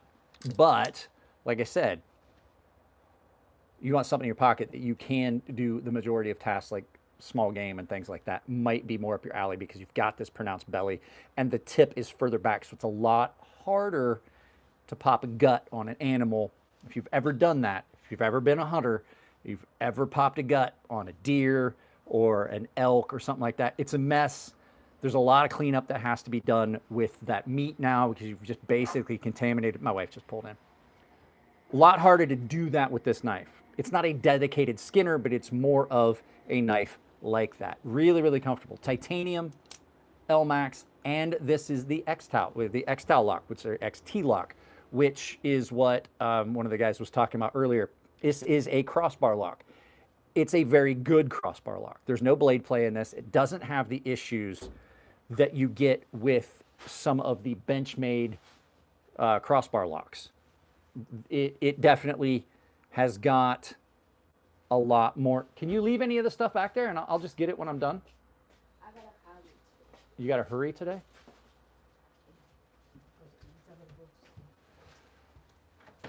Give me a second. I'm going to grab some stuff for my wife. I'll be right back. I'm going to grab some stuff, put it in the house.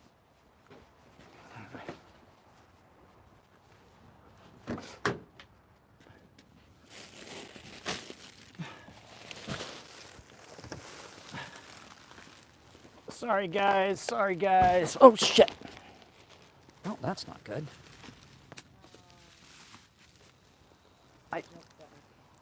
Well, I can't help it. It slipped. All right, I'm back, guys. I'm back. I just had to help carry some groceries in.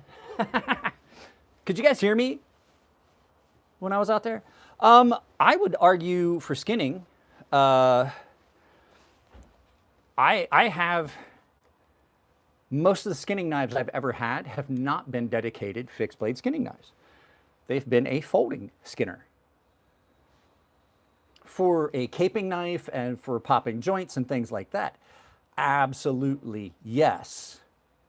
Like something like this will be good for popping those joints and things like that, which is Benchmade I'm sorry, the Buck 119, which has that similar blade shape with the swept up tip. You can do some skinning and things with this, but this is more dedicated to an outdoors knife, but it's a nice stiff knife that you can get in and you can pop joints and things like that for you know, flaying out the animal before you skin it and things like that, and hanging it. But most of the skinning knives I've ever had have been a folding skinner. So where are we at? Yeah, diamond texturing on the titanium on this. And then this is just a brilliant pocket clip. Frank Moore. Deep north of Canada. Hang on a second. Deep north of Canada, and I'm helping a Nepali. No, stop trying to get me to, nope. Stop trying to get me to shill your garbage Pachymascus knives. It's not happening. Not gonna happen. Happens all the time. I get those emails too. It's the same fucking email. It's the same wording. It's a 400. I don't fucking care. The titanium texturing on this, just really, really good. Nice backspacer on this. And then this is a lanyard hole that I don't hate. It's milled into the scales. Can you see it? It's just brilliantly done. And then in hand, this thing is just amazing.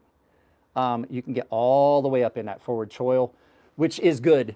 Like I said, it gives you a lot more control. Some people have said, like, you always talk about you like a good blade to handle ratio. On something like this, which is a larger knife with this style blade, I can appreciate the fact that I have more handle than I have blade because, as I said before, you've got knives that suffer from this issue of being too far removed tip to pivot, where they are unwieldy. Like I said, as much as I love this knife does suffer from that a little bit. This knife doesn't because you've got a fairly long handle and then a shorter blade, which makes it easy to control. But it's also a very good everyday carry knife because even though it has this really pronounced belly, you do have a nice flat straight area that you can get a lot of things that you would do with like a Wharncliffe or something that's not quite as radiused.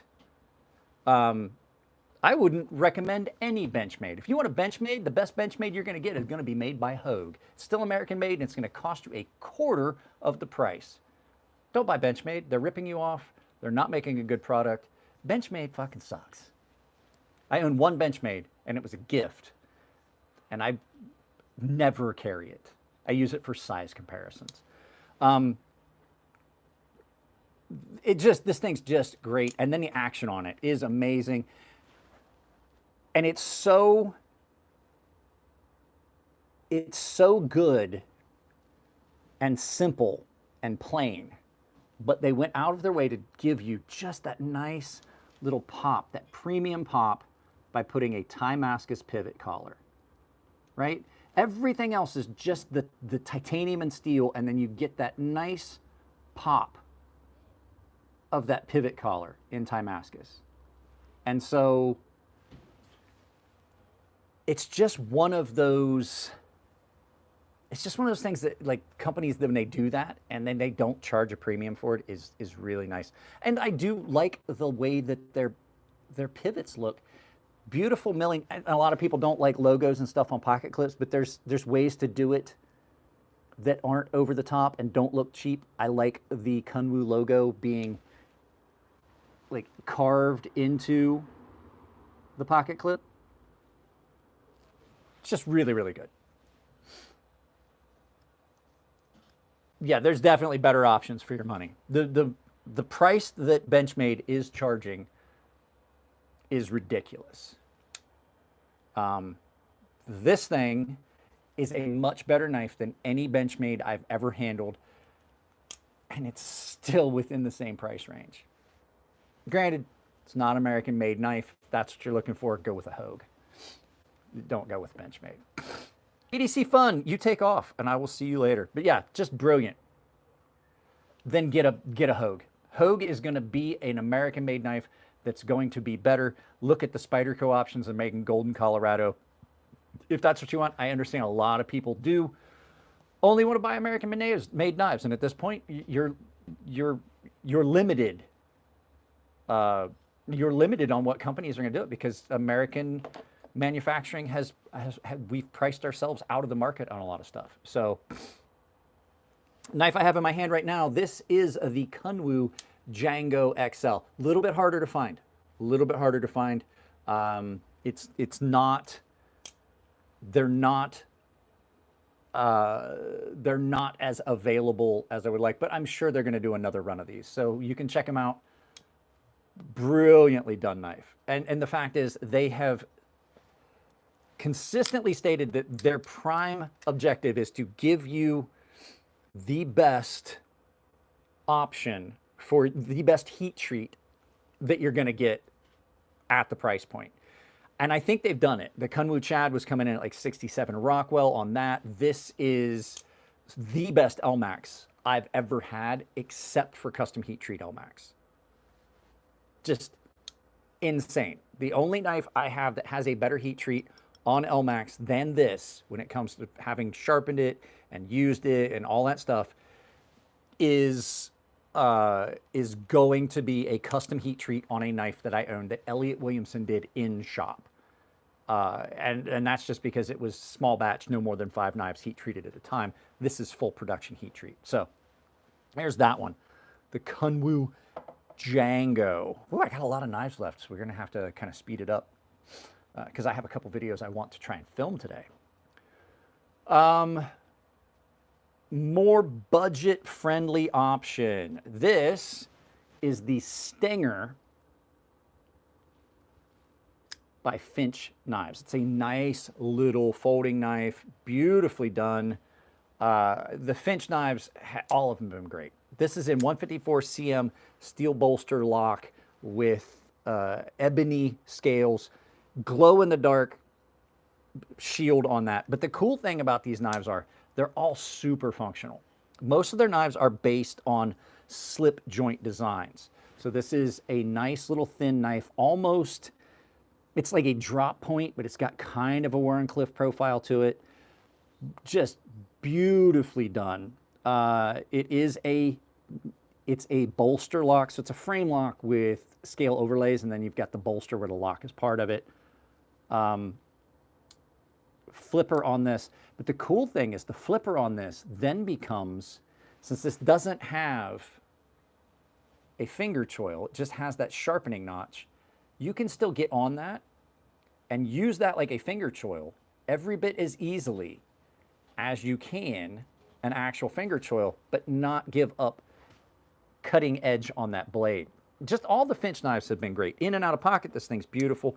The action on it is just ridiculous, and they do such a good job with their work.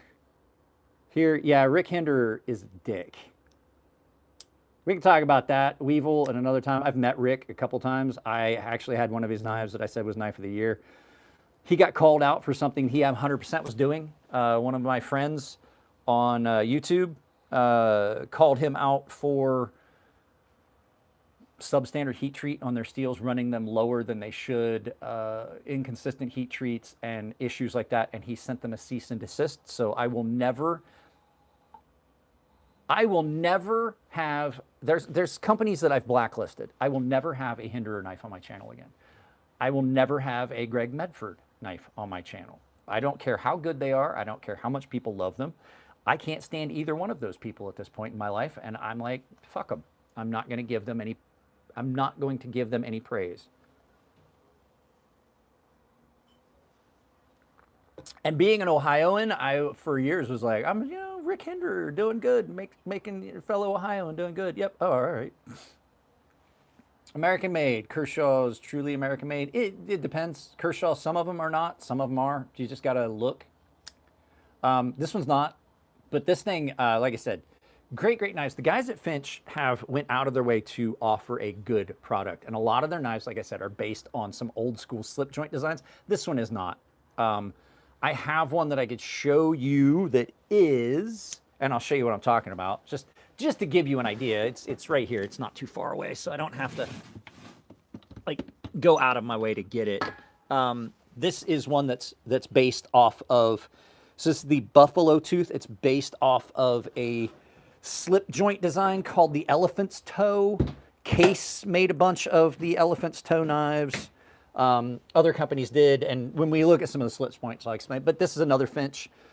This is one of their more expensive ones. This is in jigged titanium. But what I was saying is you can see the ones that are based on slip joint patterns because they still have the thumb nick in them, even though this is a flipper frame lock. This is a great knife. I actually do love this knife a lot, even as goofy as it looks. But that's not what I was just saying, like, this one is not, as far as I can tell, really based off of a slip joint pattern. And we'll look at a couple slip joints in a minute, and I'll explain the differences between some of the folding knives and traditional knives, why a traditional knife typically is not, if it's not a, that's not true, dang Ross. Well, Kai USA, yes, it says Kai USA. Do know that regardless of the fact that ZT and Kershaw are American-made brands, they are a Japanese company. So yes, they may be American-made, but the profit margins on that definitely are not benefiting the United States to the degree that a Microtech or a Spyderco would be. Kai, be it Kai or Kai USA, it doesn't matter. Kai is a Japanese company.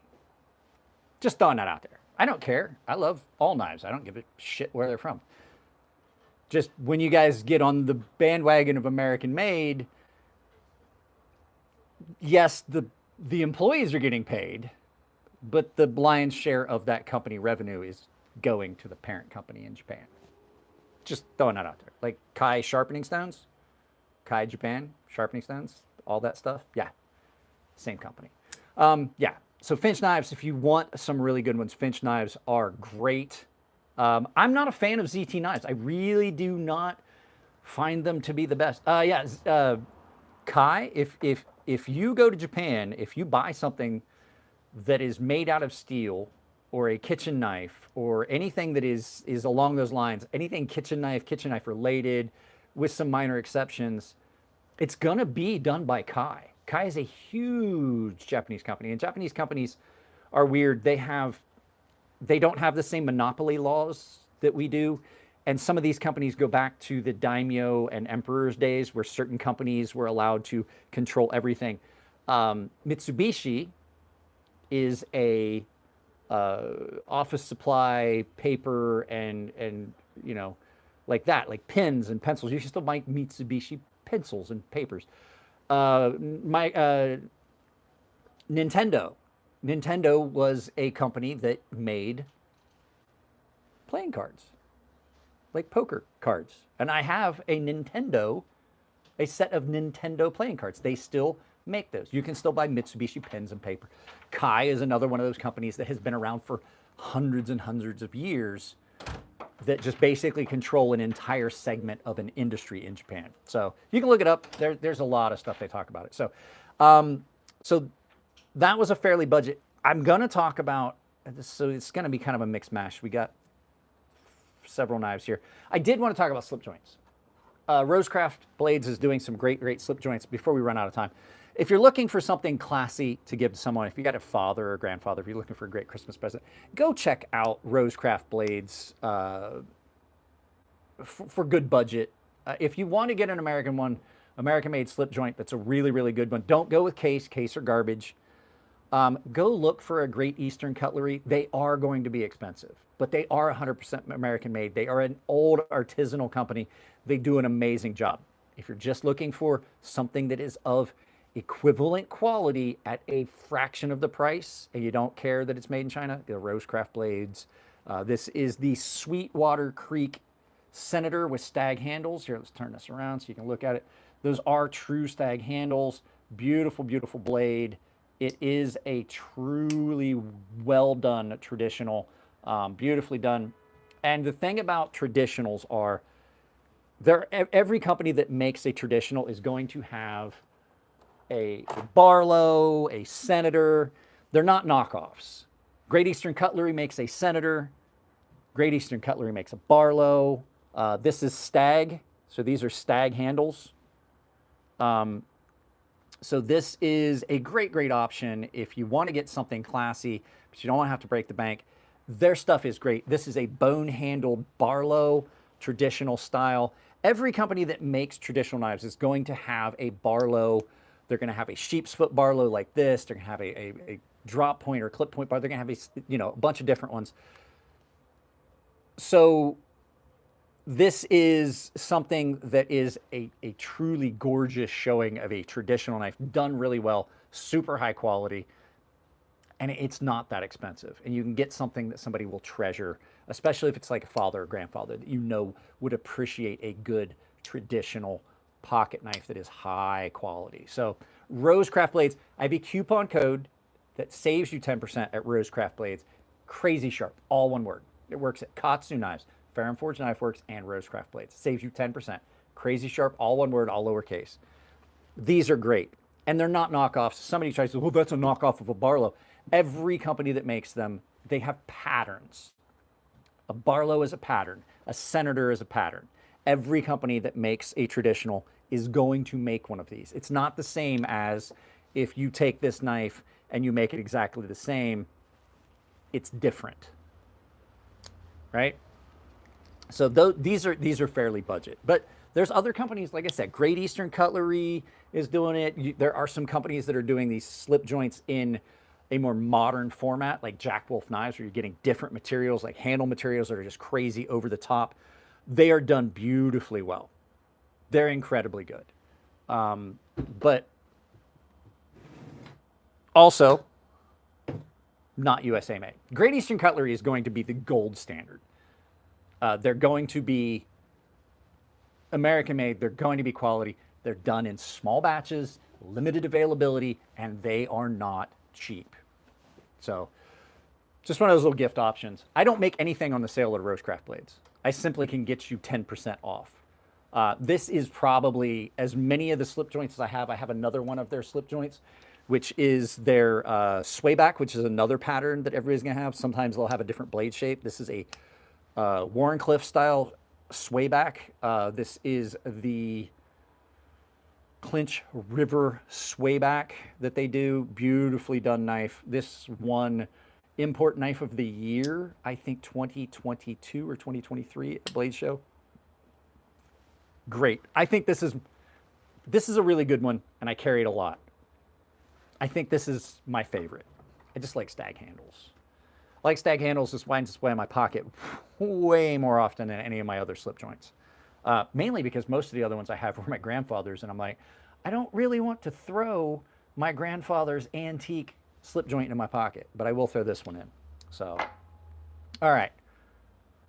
Let's do an expensive one, because it is expensive. This is the Spyderco Military 2, and I think this is my favorite.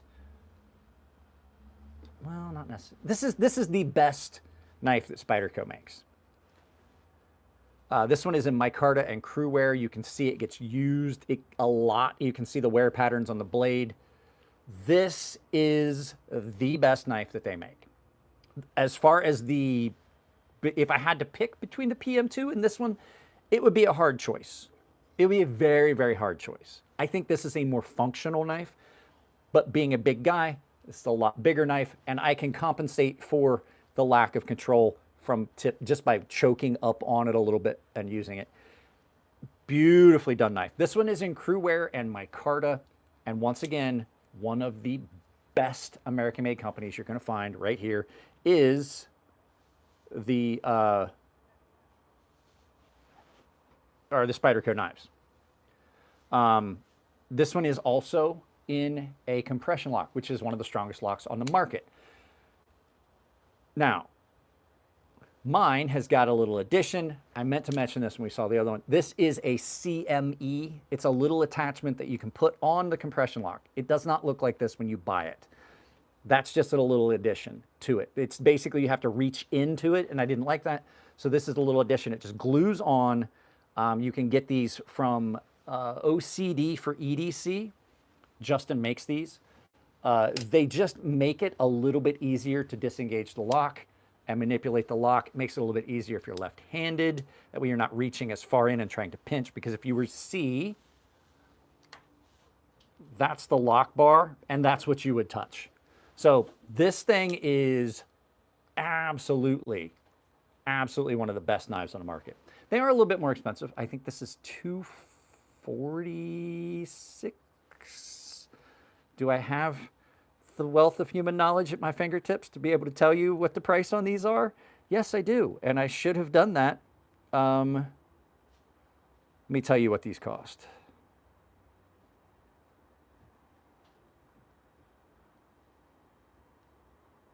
Military 2. So my links down below, you should be able to find these. Knives ship free, GP knives, stuff like that. These are $280 at Spyderco. At Blade HQ, this one is, if it's still in stock. I don't see it in stock. This one is $260. No, it's not. It's $228 right now. This exact one is $228 on sale at, oh, it's out of stock. GP Knives, knife ship free. Down below, they probably have it as well. If you're looking for companies that are going to sell a lot of American-made knives, check out my affiliate links for GP Knives and knife ship free. They are definitely a couple of companies that are offering some of the most American-made knives.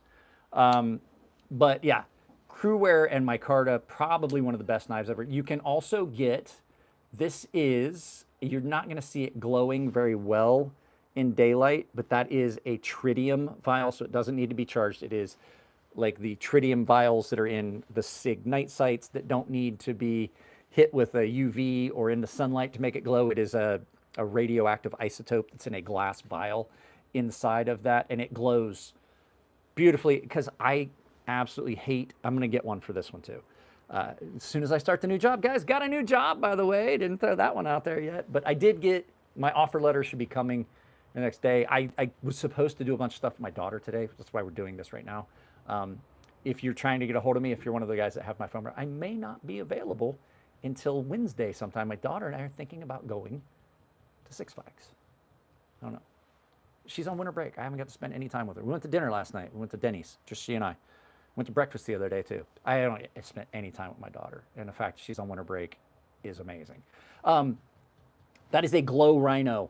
Glow Rhino, easy, great company. It just drops in. Drops in, and then you just put the knife back together and seal it in. Absolutely an awesome addition. It is cool when you see it at night. You would be surprised how bright this is, and buying this new one showed me that I need to replace the sights on my SIG because they don't glow anywhere nearly as bright. But the fact is, I got a laser sight on mine, so I really don't care. Yeah, Spyderco Military 2. It comes in so many different steels, so many different options. If you're looking for one, like I said, the affiliate links down below. They support the channel. Like I said, I'm not saying drop a super chat. That's available if you want to support the channel. Join a membership, that's available. But if you're going to buy stuff, use my Amazon store and use the links down below. Awesome knife. It's a little bit bigger. It's a little bit bigger than the PM2, which is one of the things I like about it, being a big guy. It's a little bit more comfortable in my hand overall. I find this to be a little bit more useful in a lot of things. There's a lot of times where I'm carrying both of them. Seems like overkill, but this is a little bit more easy to manipulate, which is why I say best damn EDC on the market right there. Okay, so I want to try and keep this an hour and 2 hours, and we got like, not going to happen. We're going to run late. So a little bit more expensive. Let's look at a more budget option. And I think this is the best budget knife on the market, hands down. Like, this is the GOAT when it comes to budget folders. You're not going to find one, in my opinion, that beats this when you're looking at a budget knife all around. This is the Migon knives, Valona. And it's not just that it's a budget knife, it's that it is a very good budget knife. So this is a 9-inch overall knife. When I talked about knives that get too far from the pivot, that they don't feel they feel like you're out of sorts. This knife does not suffer from that. This is a 9-inch knife that does not feel like a 9-inch knife. This carries like a much smaller knife, but you've got a nice, big, long blade on this. The new ones are done in 14C28N. This one is in DC53. Kind of an unusual steel. Absolutely love it. I would never get rid of it.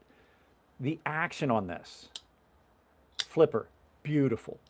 You got to get your fingers out of the way because it's drop shut.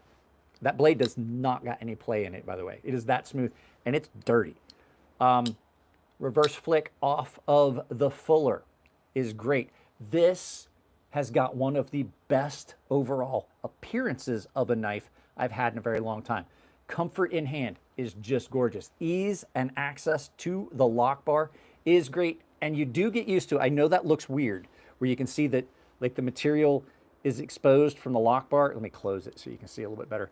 The material of the lock bar is kind of proud there. It seems like it would be uncomfortable, and I thought so as well. And when I first got it, I was like, it's not uncomfortable, it feels unusual. You get 100% get used to it, doesn't even bother you. Under $100.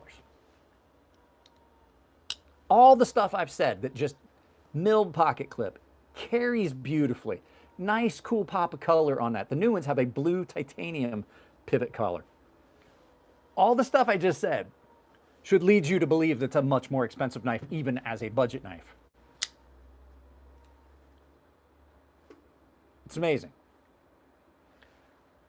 And what I've seen, their 14C, because I've sharpened one of these in 14C, their 14C28N is insanely good.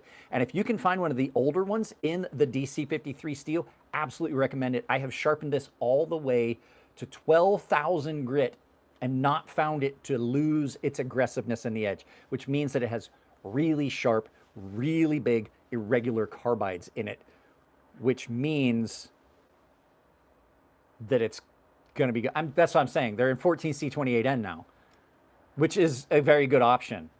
I wish there was more knives in DC53 steel. I have not found a grit that it doesn't perform well at, and I haven't found a stone you can't sharpen it on. It's great. The finish on it, beautifully done, and then like I said, that fuller gives it such an incredible look. It is a very iconic looking knife. It's just a dream to carry. It's not very heavy because they did a bunch of weight reduction on these liners, and not just the liners. When you take the liners off, they milled past the liners into the handle material, which gives it a very nice, centralized, almost tip forward feel. So there you go. Migon Knives Valona. Next one, a little bit more expensive. We're coming up on the end of this, but there's a couple more that I really, really want to show you guys. So, oh, it's going to work out perfect. This one's a little bit more expensive. This is the Max Ace Knives Mircat M in M390. This one is in Ivory G10. It's the only white-handled knife. Well, that's not true. I have a custom knife with a hidden switchblade action that is made out of the same material, but it's the only one that I ever carry. Absolutely love this. This thing is brilliantly done. It's got a unique pocket clip on this that sits in a unique spot. And what is really crazy about this is a smaller knife. To put things in perspective, this is the knife we just talked about a minute ago, significantly larger, right? This is so comfortable in hand because you can come up on this and get way up on that, and then you have this beautiful blade. This is a knife, again, that would be okay for possibly doing some skinning of small game and things like that. But just as an everyday carry, it is brilliant. It's got a unique lock on it that is screwed into the material. It's not a full liner, which means this is light. See, there's no liner on this. This knife is incredibly light for being a chunky little beast, right? Very, very light. Reverse flick only on this. But when you get it in your hand, you're like, holy crap, that is so comfortable. When you first get it, you're like, that feels awkward because you're trying to hold it like this. Then you get all the way up on it, you're like, that's how it was meant to be held. M390 on it, beautiful heat treat. Unfortunately, because of the way the pocket clip and everything are done, it can't be done. It can't be done as a ambidextrous pocket clip because the pocket clip screw actually is one of the screws that holds in the lock. It's almost like a subframe lock. You know how subframe locks are removed from, at any rate, it's more of a subliner, I guess. It does not have a full liner. Just brilliant. This is not, MD, this is not a weapon. Knives aren't weapons, they're tools. So this thing, really, really functional. And the thing is, this is another knife that sits well in the watch pocket. And the really cool thing that you get from this, and I'm gonna try and show you guys, I'll turn this around. Can you see how carrying it in your pants, it picks up the blue coloration from the denim? It picks up the color from the denim and it starts to patina and change. So it gets a little bit of a butterscotch from hand oils and stuff like that. I'm gonna stop cleaning this just to see what it starts to look like and see if it's gonna kind of patina over time, like the Bakelite and things like that you've seen when we talked about it, where it starts to pick up that brownish discoloration that the epoxy that's in it starts to get, and it makes it look better, in my opinion. So just beautifully done. And then if you like lanyards, it's got a big lanyard hole in it. But like I said, the way the pocket clip is positioned, as opposed to being in the center of that, means that this small knife that has a big pocket clip, it puts the pocket clip in a position where you can't even feel it. In hand, one of the most comfortable small knives I own. Neighbor kids are playing and screaming. They got twins. Can't imagine that. Yeah, just a beautiful all-around knife. Okay, so that's the Max Ace Mircat M. So that's more of an expensive. The next couple budget ones we're going to look at are kind of harder to find. This is the Two Sun Knives TS301. I call it the screen door knife. It's my screen door knife. This is a gift. This is done in 14C28N and titanium, and this is absolutely the lightest knife of this size I own because all of the material has been removed. But just incredibly good. In hand, super comfortable. It is a slicer. Nice thin behind. A lot of the Two Sun knives are like that. Super nice thin behind the edge profile. Nice drop point. Long flat with a little bit of belly. Comes down nice. It's not real aggressive at the point. But then what really does it, a lot of people don't like the way it looks. I find it to be attractive. This area that's milled and then bored out is also milled in as deep on the inside as it is on the outside, as you can see in there. So that weight reduction is insane how much material they've removed from this, which makes this incredibly light. But the Two Sun knives typically are done very well with really good action. In hand, really comfortable. It does have a couple things I'm not such a big fan about. I don't like the long pocket clip on this. It catches on things. It likes to grab seat belts especially. But once you get used to it, it's not such a big deal. And for a budget brand, they offer a lot. They bring a lot to the table as a budget brand, the Two Suns.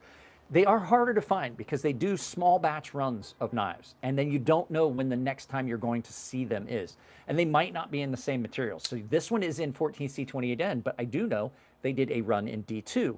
And so you don't really know if you're going to be able to find the exact one you want. So if you see one that's available and it's in the materials you want, I recommend picking it up then, as to not reduce the chances of you getting it. Because they will release that model if it's popular, but you don't know for sure when. And like I said, it might not be in the same steel. I love 14C28N. I'm glad this is in it. I like it. I would have liked it if it was in a different material as well. So nice little budget one there. Next one, definitely going to be hard to find, but I recommend it if you need a knife for self-defense, and solely for self-defense, not a knife that you're going to carry just to do day-to-day tasks. This is not that knife. This is the Dirk. Sorry, I'm adjusting the microphone transmitter. It's in an uncomfortable position in my waistband. This is the Dirk Pinkerton Inversion. I'm actually going to take it out of my waistband and put it. There, put it in that pocket. There we go. Oh, that's so much better. It was right behind my belt buckle, and I'm 50 years old, so I have a bit of a beer gut. This is the Dirk Pinkerton Inversion. This is a folding picall. The thing that this has going for it, it has got one of the easiest and fastest deployments if you're looking for a self-defense knife. Put this in my pocket. We'll move that one. Put this in my pocket here. So sits in your pocket like this. That's it. It waves off of that. It's incredible how good this is. It is a picall, which means that it is a inward-facing blade. So, like if you're holding it, like you would hold a regular knife with your lock facing in, the blade is facing you. It's an inward-facing blade. This one is done in a slightly recurved Wharncliffe. Nice piercing tip, it drops down. This thing has got a lot of things going for it, but the nice thing about a picall, if you're looking for a self-defense knife, a picall is awesome. We talked about this in yesterday's video a little bit, and know we've got people that weren't here yesterday, which is why knives you need. This is a simple, intuitive stab and drag, or just drag. It's this motion. It's in close. You don't have to worry about getting yourself pulled out of position. You can just do it with your wrist if you need to. Self-defense. Nice spot for your thumb so you can get a little bit more force. You're not going to come off of it. It's not going to come out of your hand. Incredible knife. Now, the cool thing about this is Dirk gave the availability for multiple options. If you don't like the ring, you take the ring out. There's backspace, or there's standoffs you can put in here. You don't like this pocket clip, comes with a different pocket clip. You don't like the pocket depth, there's 3 settings for the pocket clip. Well, technically 2. You can raise it up where I've got it, or you can lower it down. If you don't like the wave feature, it comes with a thumb disc for thumb deployment. Insane amount of options on this knife that come with it. Like, let me find the, as a matter of fact, I've got the box for it right here so that I can show you exactly what I'm talking about. Like I said, you can remove that. You can move the ring and put it in the box. If you don't like the milled pocket clip that's on it and you want a deeper carry pocket clip, you can put a deep carry bent clip on it. You don't like that, which is probably one of the best Emerson style wave features I've ever had on a knife, hands down. You can put a Terzuola style thumb disc on it. It's insane. Unfortunately, this was a run of 200. I have number 75. Dirk sent this to me. This was a gift from Dirk Pinkerton, who, by the way, is an amazing, amazing guy. I told him, I was like, hey, if you got a prototype or something laying around, I'd love to see it. I tell companies this all the time. I was like, I don't need a free knife. So don't send me, if you want to send me something, don't send me something that you're trying to sell. Send me something that you've used, a prototype, something like that. I'll tell makers this all the time. A lot of times companies are just like, I'm going to send you a knife. Dirk did the same thing. He's like, I'll just send you one. He's like, you're gonna give me free publicity. It's worth the knife. I was like, I would prefer. I have a ton of knives. You guys see that in these videos, but I do appreciate it. This thing's great. They are attractively done. He's going to do another run of these. It is called the Dirk Pinkerton Inversion. Absolutely incredible. If you need a self-defense knife, cannot recommend it more highly. When you put that ring, when that finger ring is on it, and then that thumb plate up there, it's just that thumb placement, just brilliant. And like I said, you saw how easy it is to deploy this knife. What the fuck is flying around me?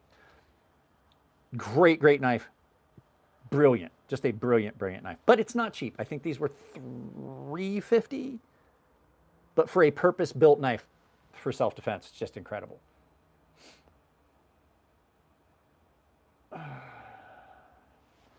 So there's that. The neighbor's kids are out. So that one's a little bit more expensive. I have another Tucson.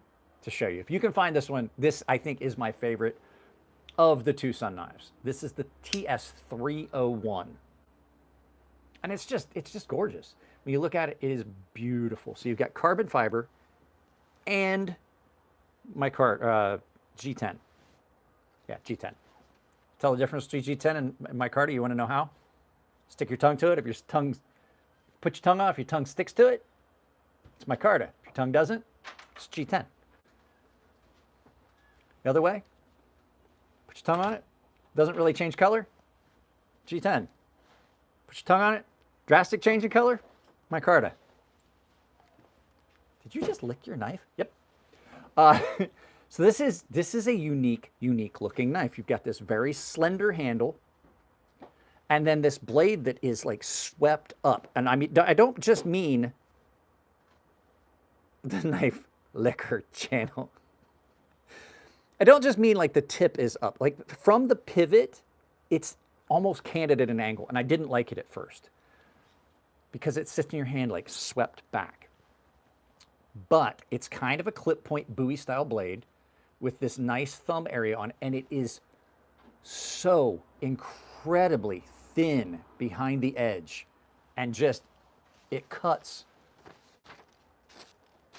like a laser.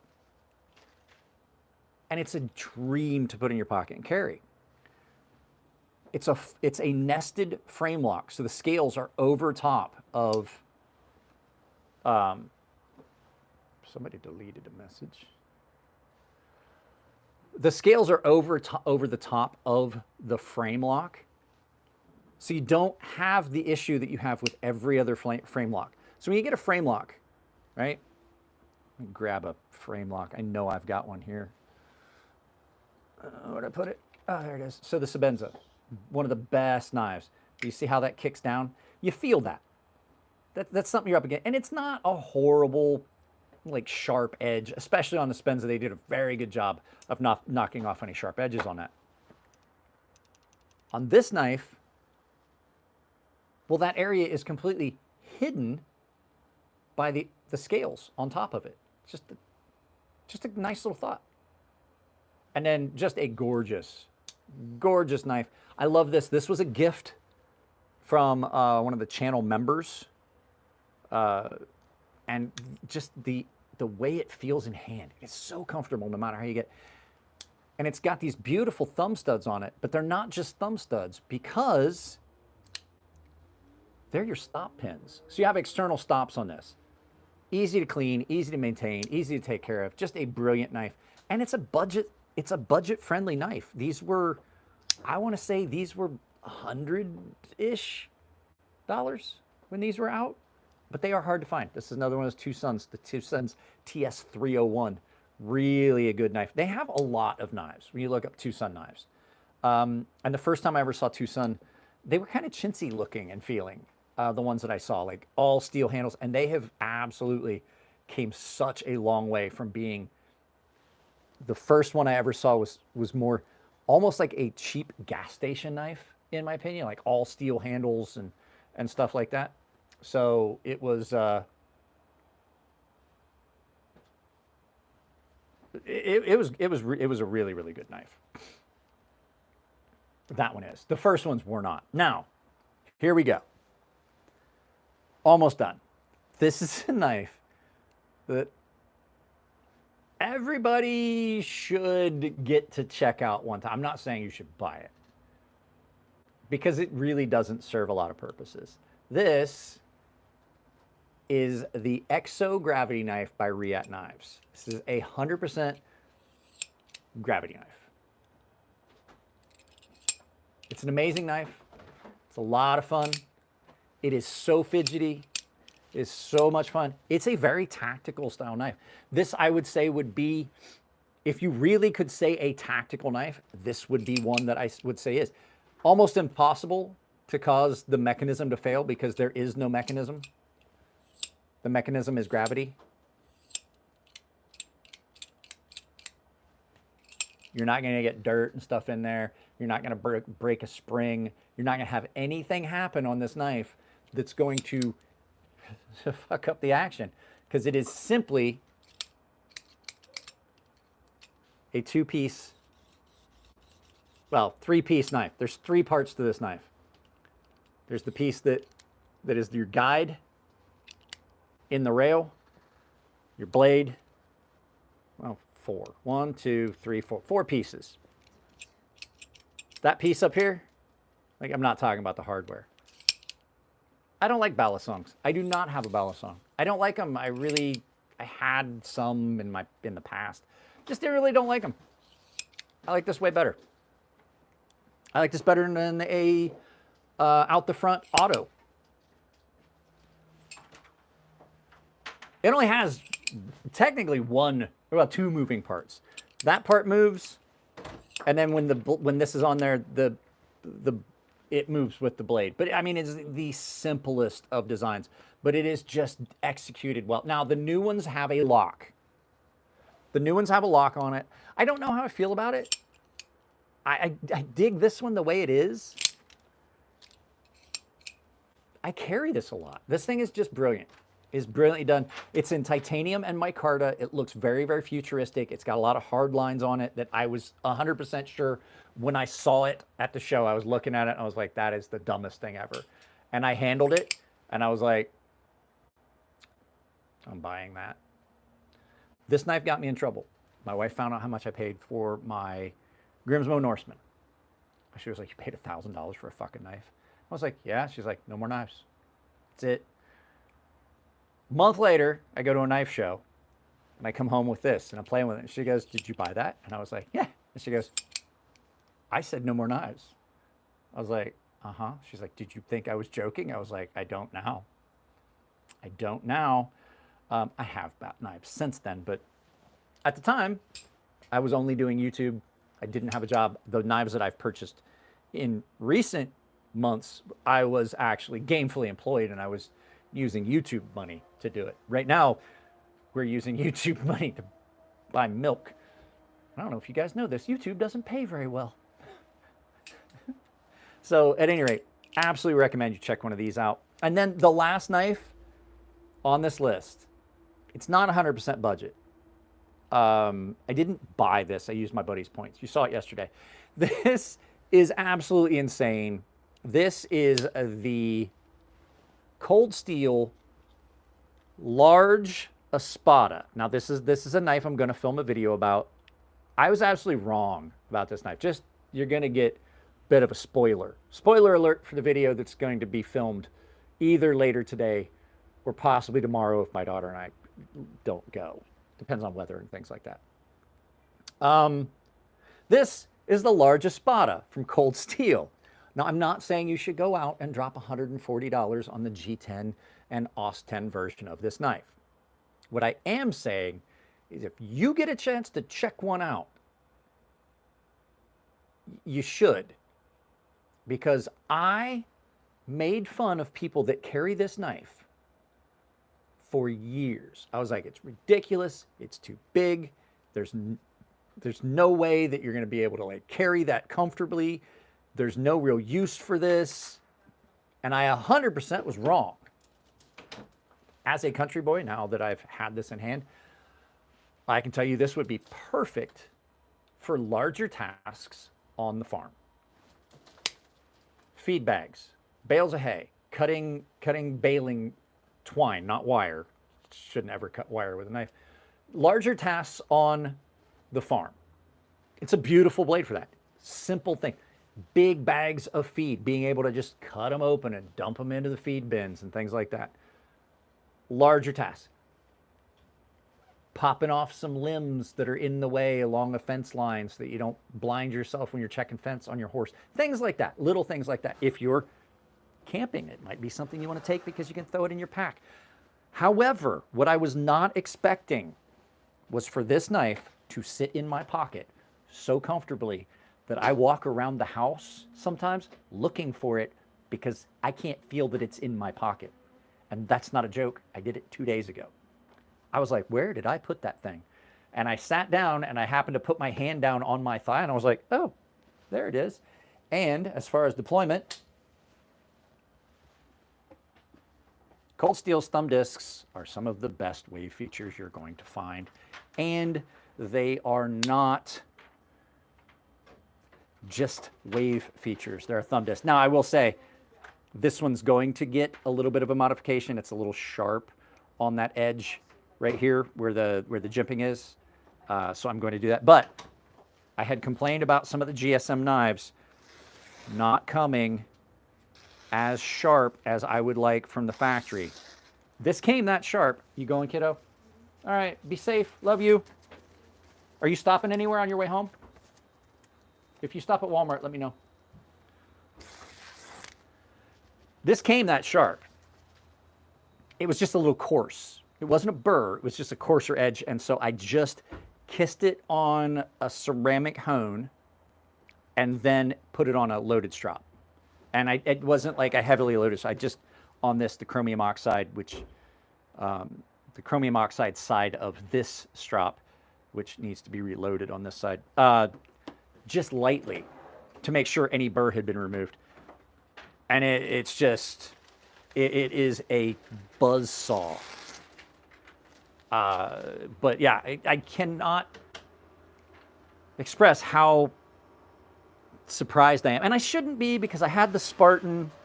I owned a cold steel Spartan, and I carried it, and it was easy to carry, and it was comfortable to carry. So, all right, guys. Well past where I wanted this video to end. So I'm going to end this. It's been fun hanging out. There's a video going up tomorrow. Not sure what one it is. I have some editing to do. I'm going to try and film a video about this particular knife. I'm in the process of doing some forced break-in. I put a little bit of metal polish in here to clean the marriage points on this. Just not so much to, how do I want to say it? Not so much to like loosen, like spring tension or anything on this, but just to polish the points where they rub, because the stonewash on this is pretty aggressive. So I typically will do a first day in pockets video, but I'm not doing it with this. This is getting, well, because it's fun to carry. It's fun. It's a fun thing to have in your pocket. So, but I do have some other stuff that we're gonna do some videos about. So guys, that's it on this one. Check out the video that went up on Sunday about the mini Labrador. Check out all the videos. Just go down through. I've got so many videos on this channel that you can go back and check out. So guys, I love y'all. Keep it clean in the comments section on all of my videos. If I don't see you before Christmas, have a Merry Christmas, and I'll see you in the next video.